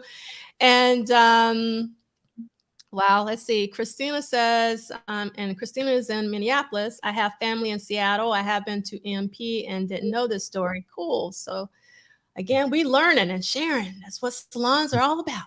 All right. So now we're on to Computer Blue, basic tracking on the next day after Let's Go Crazy at the warehouse. And we're going to read in a book, and I'll get started this time, and then I'll give it to either C Liegh or Michael. All right, so Computer Blue, basic tracking, where I talk about that. Okay. Now that Prince had a way to record the band properly, he started doing it more aggressively. At this time, he wasn't doing much at home, maintained Rogers. He was really happy working at the warehouse. As much as he had enjoyed recording at home before, he was now happy to have all his instruments there. Nothing had to be carried back and forth. His band members were there if he needed them. He had a good setup. I'm sure he preferred the setup because just like reading some of the passages we've been reading, like it sounds like the piano was upstairs in the Coward Trail house and he's somewhere down. So like going back and forth, that must have been like a hot mess. And then it says another track Prince wanted to re-record from the August 3rd benefit show was Computer Blue. So he gathered the band to retrack the tune from scratch. But I love the performance of Computer Blue from the August 3rd. It is like hopping. How do you guys feel about that? Like, do you think he should have re-recorded it, or should he just overdub like he did with the other songs for Computer Blue? What are you guys thinking? I'm such a fan of the album version, so I'm a little biased. I don't think there's anything wrong with the live version though, but I just grew up listening to the studio version, so that's just always my go-to. Yeah. I think I grew up too, but I still don't. I still prefer the live version. Go ahead, C Liegh. I'm sorry. No, I was gonna say that, and I think for me, that's what I split it because I'm used to, and what I love is having a studio version and a live version. So I regularly listen to that First Avenue show because, again, and this may just be my overly structured self. What I do is I listen to every Prince album in a row. Like, however long it takes me, I listen to every Prince album in a row, and then I listen to every Prince tour in a row. So I'm always living with studio versions, live versions. So I've always had both of those versions of Computer Blue. And that's when I'm in my happy space, when I got a studio version and a live version, which gives me my full Prince, if that makes sense. No, it makes a lot of sense. Bobby Z emphasized that regardless of the primitive setup, let's think about this. These songs were recorded in a freaking warehouse. Not Sunset Sound. Right. And like this makeshift, you guys saw the pictures. Can you imagine? So again, I think we talked about this last time. It's not about your environment or the instruments you have. It's about who is in that environment or who are playing those instruments that you can make, like a janky setup really work for you. So it's not, having the top of the line all the time or the best recording studios. You can make art and masterpieces wherever you are, I think was one thing to take from this. And Bobby C says, what Prince was doing with the warehouse was totally unique. He put this board right in the middle of this very echoey place and rolled tape without giving the technical aspects of it any real thought.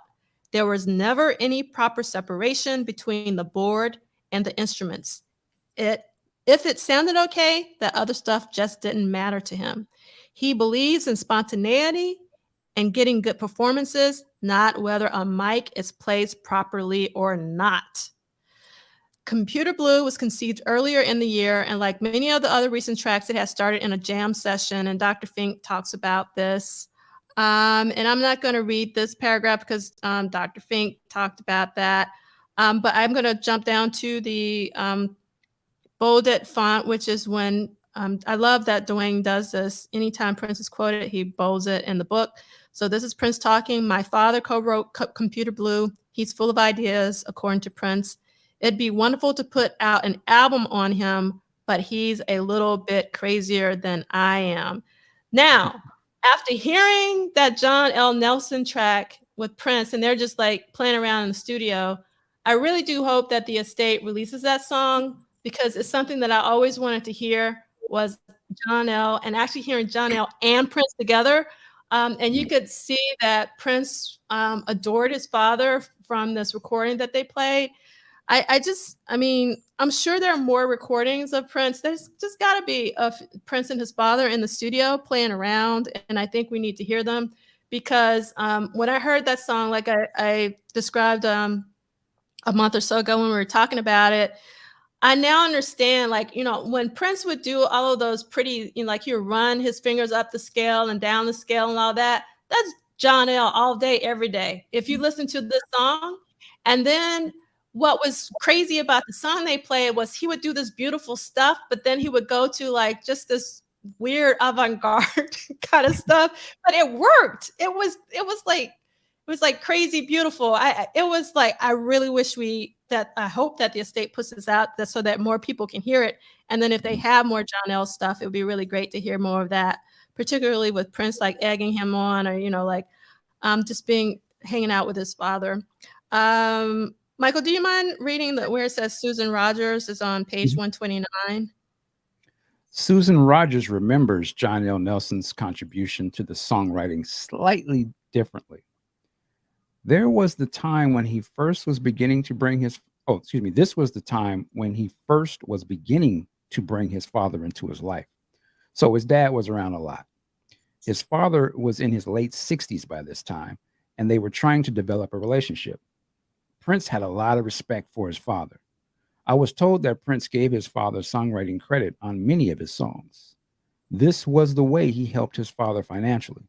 I don't believe that is true that John Nelson wrote that little part of Computer Blue, that beautiful part, because what I have heard of John Nelson's piano playing, and I have recorded him some, it's quite a bit different, although he may have taken up a musical theme that Prince inverted and turned it inside out and put to his own music. So Prince gave his dad songwriting credit to help his dad financially. Let's stop there. I can believe he wrote it just based off of the song that I heard at Paisley Park. But again, I mean, who knows? We don't know. But I find it interesting. Do you guys want to say anything else about that part?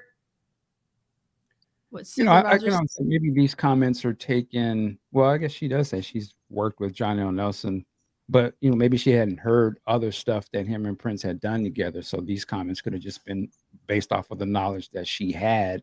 I think really only Prince and his dad and whoever has access to this material could really answer those questions. But I want to believe that he did write it personally. And I could see a son wanting to give his dad some, juice off of this. Or, if it was my dad, I would love to work with my dad on something that I know he loved. And the reason why I tend to think he got into music to impress his father. Like, of course, it doesn't surprise me at all, personally. And it's just another example of it being, I'm just looking for another word, but I'll just say not necessarily dangerous to develop a conclusion with limited information or experience, right? Just because, I know the Prince podcast juice, I can't tell you everything in Michael Dean's ammunition. So it'd be like me saying, well, I've listened to the podcast juice, so I don't believe he can do this over here. Well, have you heard what he's done over there? And so I would just make that as a caution to everyone. Just because you see the front of the house doesn't mean you know what's inside the house, behind the house. That's all I get. So I actually want to, go ahead, Michael, did you want to say something? No, I was going to start reading, but I'm sorry, go ahead. No, we're going to skip through some of this. I want to talk about some of the comments. They're hilarious. Lee Christian, fitting that I have moved to the bath for this section. And yeah, the water is warm enough. Okay, that is hilarious. All right. And then I love Blade Brown's comment. I can imagine a rat's nest of wires everywhere at the warehouse. Yes, I could. I can't imagine what that setup. I wish we had photos of, inside and some of the setups. And I love Monterey's comment about Computer Blue Hallway version has replaced all others. That's my favorite version. We're going to talk about that in a hot second. Just hold on. And let's see. Samantha says, as a 90s kid with access to LimeWire before I had access to the albums, the 14-minute version was the first version I ever heard. Imagine my disappointment. It was edited down for the album. Talk about it, Samantha. We are with you. I feel your pain, except that I didn't know that it was edited originally. I was just like, Computer Blue is amazing, It was only until dang, this should have been on the album, the full version. All right, so we're gonna skip actually on page 130. I'm gonna make C Liegh read. So it's kind of midway on 130. It says the track was expanded from. Okay. The track was expanded from the benefit show's 6.5-minute song to a jam that lasted more than 14 minutes. The result was a loose exercise with Prince's guitar and guitar effects over most of it.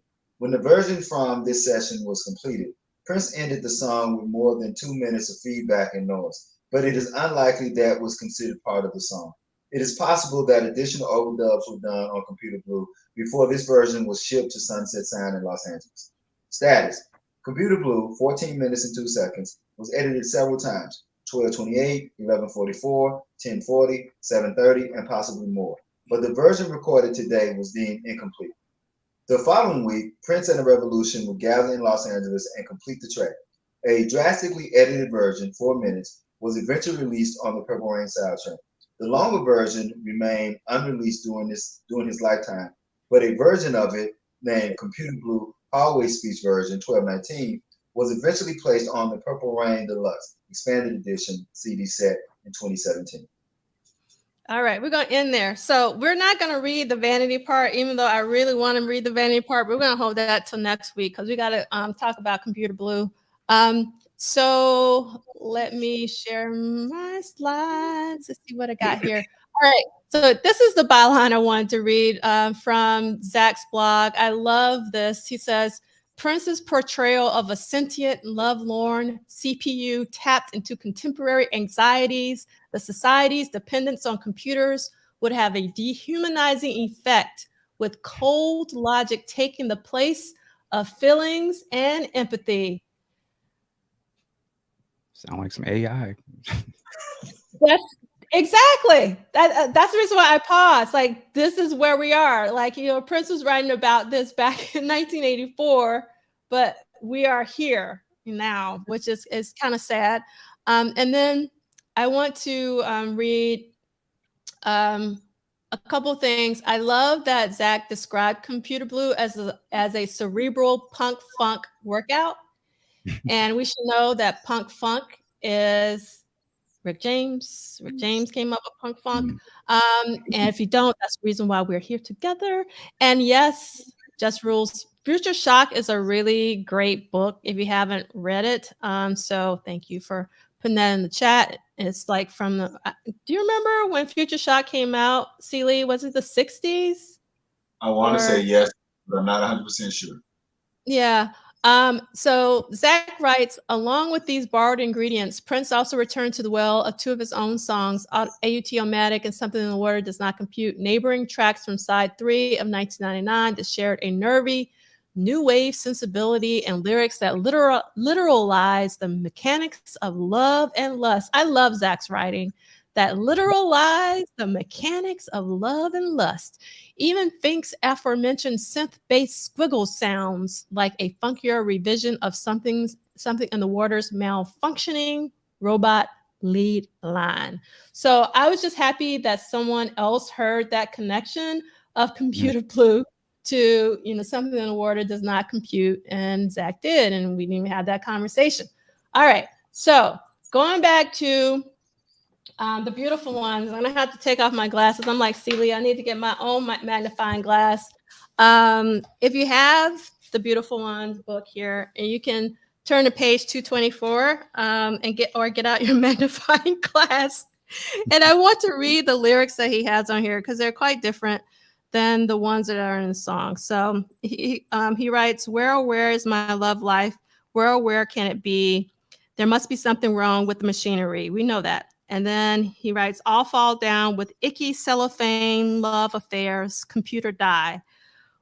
Why does my girl sleep with other boys? Can you tell computer why? Well, I guess until I find the righteous one, forever Computer Blue. Where, oh, where is my patience? I love this. I need some patience. Where, oh, where is my patience? Where, oh, where has it gone?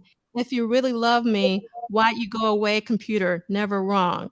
You say you want relationships based on give and take. Tell you what, I'll give you a baby if you take a bath. Okay, I don't understand that until I find that righteous one, forever Computer Blue. Then it says middle bridge over.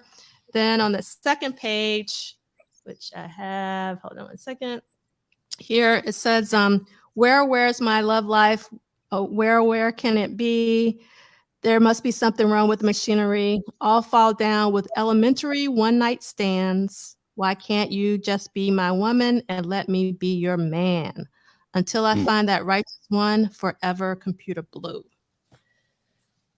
So I would really love to hear, I wonder if you just wrote these lyrics and changed them on the spot, or if you recorded a version with some of these lyrics. I don't know. Did you guys have anything to say about that? Those lyrics? It's okay if you don't. Well, only thing, this song now in my mind now, I could have saw this song in the Blade Runner movie for some reason. Like, sort of reminds me aesthetic of cyberpunk or something. Yeah, I think that even in both versions of the lyrics, it holds up that what Computer Blue, looking at the entire trajectory of Prince and his themes, it is the protagonist coming to the end of realizing that I cannot find love through sex. I cannot find love in the physical. And so Computer Blue is it combines with Darling Nikki as the final either crescendo or crash landing, that I cannot sex my way to salvation. And that I am, and so what you get is I'm empty. And it is the acknowledgement of no matter how much I keep doing this, I'm still empty. And then of course, Purple Rain is turning the corner on that I really need to try to stop looking for love in the physical and start looking for love in the spiritual, so that we get out of this robotic mentality of the flesh and to try to get out of something that transcends numbers, transcends the concrete, which is the physical. I mean, which is the spiritual. God, can you imagine somebody today was writing like that? Like it was main, big like that. But I mean, I think even in real time though, Prince really wasn't, except for maybe C Liegh. No one was really digging, Prince's lyric. I mean, you know what I mean? Like doing a deep dive and really like at higher ed institutions, like Prince was not considered an academic subject. And even today, I've had people laugh at me when they hear that I do Prince conferences, like other academics. So it's just like, yeah, my book was originally my master's thesis. And Brother Dean, them old black women said, no way in hell. Like they was like, we not sitting. And they told me later, they said we were not, because it was the HBCU and HBCUs were under other scrutiny. They told me later, they said and she actually said, baby, I'm glad you found success with your little book. But there was no way in hell we was gonna send that thesis to the white college board. Like they they're clear, like coming full circle with the Bill Cosby discussion. We are HBCU, we're under scrutiny. We're not gonna let the white folks think this is what we're discussing. So so we had to, the ground that you guys are breaking now, both of y'all, and Zach Hoskins and everybody, y'all really need to understand not only how necessary it is, but how revolutionary it is, because as someone who has been in that academic world along with Prof. Duff, it was long time coming of having these kind of discussions about Prince, which is why so many folks who don't know what's happening get it wrong when they're writing, because they weren't truly there in the way we all were experiencing this in real time. And I think one thing with Prince, and I had this interaction a week ago, I was at the 7-Eleven and I had like a Sign of the Times jersey on. And the guy at the store, he was like, "Oh, you like Prince?" I was like, "Yeah." At first he thought it was Hendrix on the shirt. I was like, "No, that's Prince." And he said, he had an accent. I think it was kind of Ethiopian or something. He said, "Oh, Prince, he died, didn't he?" I said, "Yeah, unfortunately." He goes, "He had his butt out." And I was like, I was like, "Yeah." He's like, "Yeah, I saw something on the TV after he died. He had his butt out. You like Prince?" I was like, "Yeah." Well, I said, "Yeah, there's a lot more to Prince than that, but I get what you're saying." And I bring that up to say, and I know like my mom and certain other people, either fortunately or fortunately, there are other images of Prince that are spotlighted that don't, it's easy to get caught up on the butt pants or something sort of sexual without getting a deeper, like you said. And I think stuff like this is an opportunity to the visuals were kind of funny at some times, but there's a deeper stuff going on too. And that's why sometimes I always wonder, like, there might be some artists today that I might be kind of writing off because I'm just seeing the cheeks, but maybe they have some other songs that I'm just not even, I never even paid attention to that maybe like, well, it's deeper than this, than just the cheeks or whatever. But yeah. But I think actually, oh, I don't know, I'm echoing for some reason. That's weird. So I wanted to bring up this comment from Dr. Claw. It says it's hilarious that a 90s Prince moment is what stuck with people. But I think in the example that Michael was saying, I'm sure that that person probably just saw all of these images post Prince, and it's what the media portrays Prince as, like what they choose to put forth and what they choose not to put forth. And so that sort of perpetuates certain stereotypes about Prince. So just kind of keep that in mind. And let's be clear, it's the image on what was the biggest platform at the time. Right. By people who are not necessarily from Prince's original community, perpetuating the image that they want out there, which comes full circle to our discussion. With Black people, they focus on the body. With white entertainers, they focus on the mind. And rarely, no matter what Black entertainers do, they rarely focus on our mind in the same way that they focus on our bodies. Mic drop, C Liegh. Mic drop. So I want to read the lyrics to the hallway speech version.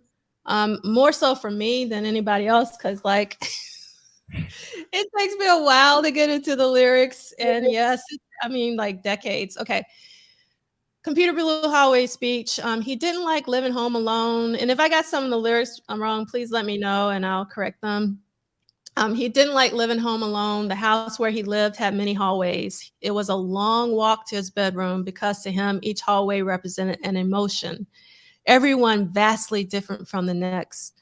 One day while she was with him, he decided to name each one of them. She was at his side, one hand on his thigh. No, wait, she was sort of a half a step behind him. Yeah, the grip on his thigh intensified. I love that word, intensified. As they walked slowly through the corridor. He named the hallway Lust. And as they passed through the next one, he named it Fear. The grip she now loosened, so he walked faster. Her hands now trembling, she let drop to her side as he wrote the word insecurity. He looked in her eyes and smiled a demon smile and quickly walked on to the next. Corridor after corridor, he named almost all when suddenly he stopped. He picked up the word hate. She was gone, so he picked up the last one, pain. That's some power. Those are some powerful words. And I really do wish, I mean, I'm sure the reason why it wasn't released in real time was because of the length of the track, but he could have put it out as a B-side. I don't understand why this didn't get put out in real time as a B-side or whatever. Do you guys have any thoughts about that?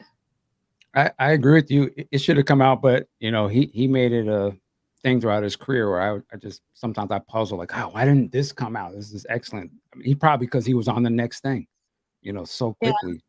Yeah. I think that, and I think one of the things that I want to say mostly what Brother Dean just said, but also wonder how much of it was Warner Brothers dealing with the purse strings, how much can and can't come out, what can and can't, like would it have been a B-side that replaced another B-side, or would it have been a B-side on another single that would have been released?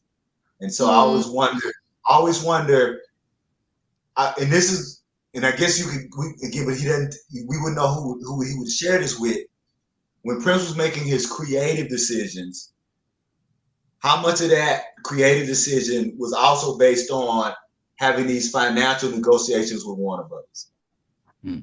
So that when you look at like Sign of the Times, supposed to have been three album set, 2 album set, right? And so I just wonder how much of it was him trying to navigate them along with doing what you guys are saying, what he normally did, which is be as creative as possible. Yeah, I mean, and what would go in its place? I guess where would that have? Where would you have placed that? Right.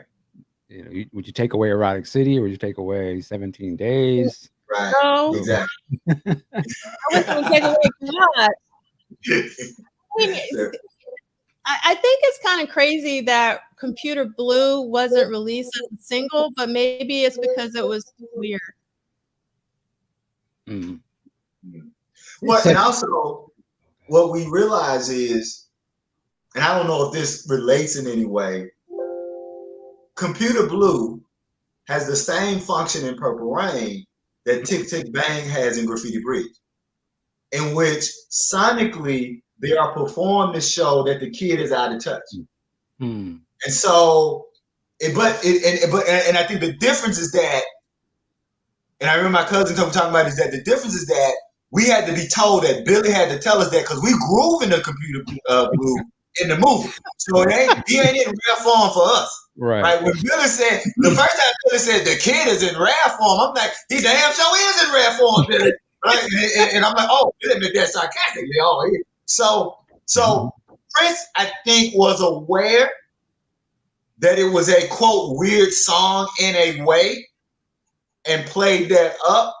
Yet it was just one of those things where it was a weird song that also worked in a way that only Prince could make a weird song work. But I always point out that that's the song where, that is a song where he's clearly not supposed to be as popular as the time.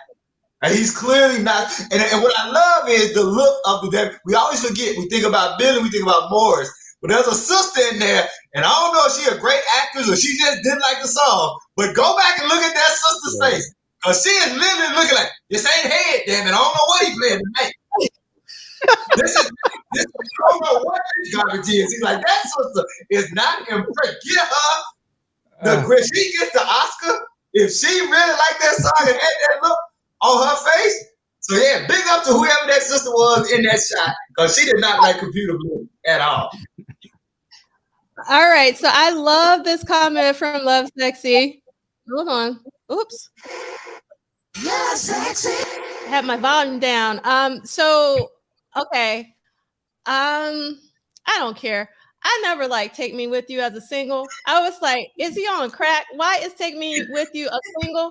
So Computer Blue could have been a single instead of Take Me With You. And so like the B-side of Take Me With You was Baby I'm a Star. I would have rather had Baby I'm a Star be the A-side, that's the lead single, than Take Me With You. Then they had the video and had to like look at the video. I think he could have like put out Computer Blue as a single instead of Take Me With You, because like Take Me With You is like the 5th single by this point. So like if it's weird to people, I don't know. That's just me. I will only say that that live video, that live version of Take Me With You saved it for me. I love that live version video. But again, I'm with you. I think that he was trying to negotiate musical taste with Take Me With You. I think Take Me With You, you know, it has Apollonia singing duet. It has much more of a pop feel to it. And I really just think that they were, and again, that also becomes a question of, we know that Prince is in charge of everything, but we also understand being in charge of everything doesn't also mean that you don't have people in your ear too. You know, that little gnat that's in your ear, right? And so how much of Warner's or whoever was in his ear, like, hey, you know, maybe Take Me With You. So don't get that rabbit hole started. I love Take Me With You, one of my favorite Prince songs. So talk to me, Michael. I just love the strings, the drums. There's even that real low quality unreleased drums going longer. I love it. I guess I never thought it was pop to me. I was like, man, I thought it was brilliant. Like, it's dope to me. And I do, to be honest now, I love the vocal delivery of both people. I'm gonna be honest with you. And here's why I'm gonna tell you this, and I hope I don't get eggs thrown at me. I just have never liked Apollonia's vocal delivery. Like, I mean, I'm not saying that she can't sing. I don't believe sexually. I'm just gonna be honest with you. I don't believe it. I don't either. I don't believe her.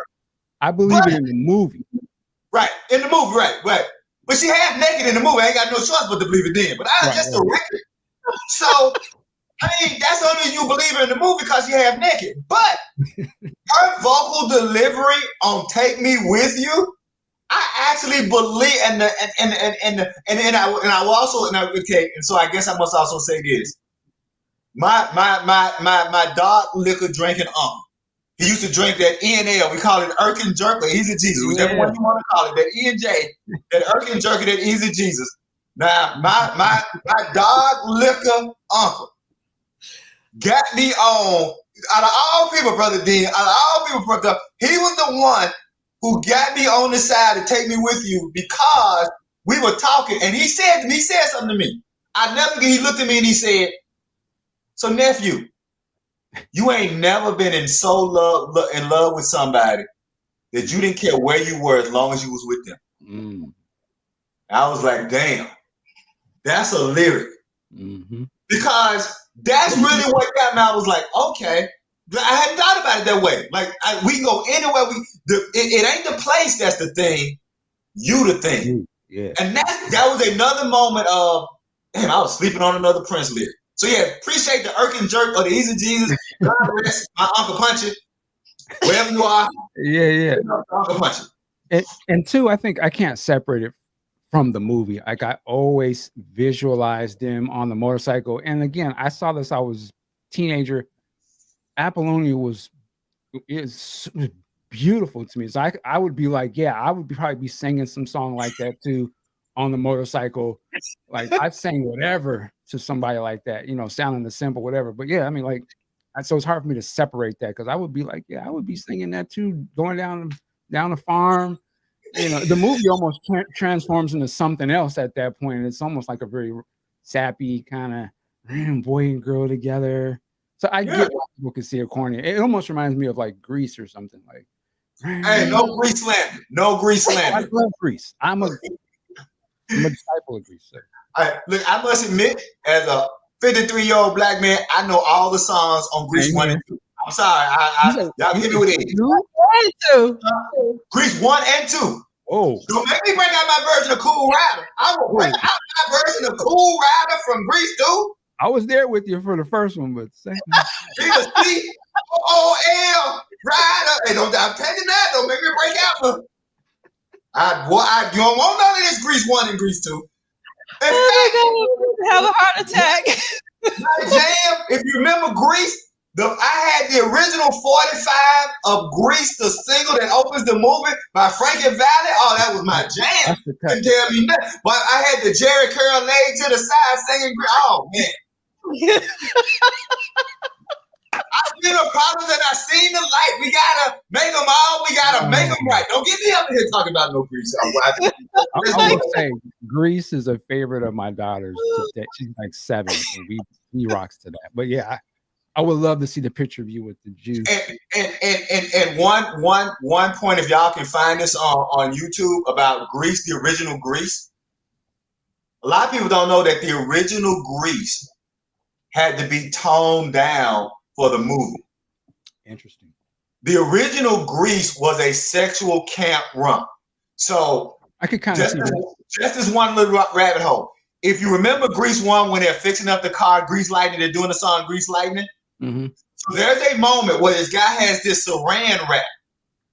That almost didn't make the movie, because in the original song, in the original play, that saran wrap was for guys who in the 50s who used to use saran wrap instead of using something else for protection. Oh. So if you watch the movie, the guy takes the saran wrap and he brushes it across his lap. That's because it was supposed to be cut. But here's the great thing. Half of the actors in the movie were actually in the play. So the guys who were in the play, who were in the movie, were fighting to make sure they didn't water down. And so that Saran wrap, and so the director, he wasn't supposed to know that. He wasn't supposed to, wipe it across his crotch like that. Yeah. But that was him giving a nod to the original people who love Grease to say, we're not going to let them water down this. Because see, that guy who actually plays that role played the John Travolta role in the play. He was the actual original, whatever John Travolta, I can't remember what John Travolta's, but they made him the sidekick rather than the original. I'm sorry. I told you they Grease that. No. Let me just say, I see a lot of Michael Jackson and Prince in that John Travolta performances. Oh yeah, what he's doing in Grease. Like I could see the influence of that, which doesn't shock me. Why somebody was saying maybe we should have John Travolta play in Purple Rain, because he was the man. Like John Travolta. People do forget that. People do forget how popular John Travolta was. Now we all know they've been silly, but they do forget that was a time that if you said John Travolta, women faint. Yeah, he was cold. All right. So we're almost at the end. I just want to say two things. One, Lee Christian says, I'm 100% with Michael Dean. Love Take Me With You. The only thing, let me tell you what I love about Take Me With You is the that's it. So let me ask you, do you like the live version? Did you like the live version of it? No. I do, but I love the studio. I love the studio version.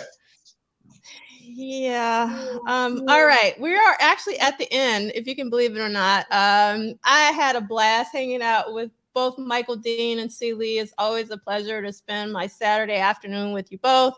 So far in 1983, Prince has done 53 live shows, 1 after show, 36 studio visits total.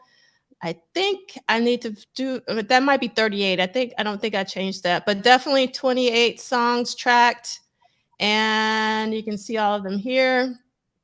And we're going to flip through that.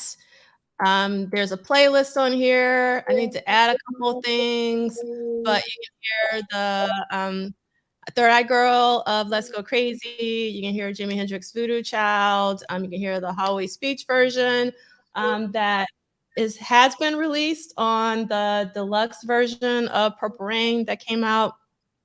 And next week, we will be reading pages 132 to 144. And I have something to take us out with. So give me a second. Thank you. Good night.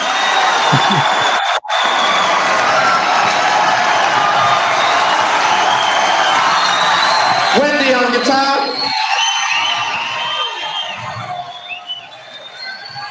Lisa on keyboards. Bobby Z on drum. Dr. Fink on keyboards. This little cutie pie over here, brown mouth.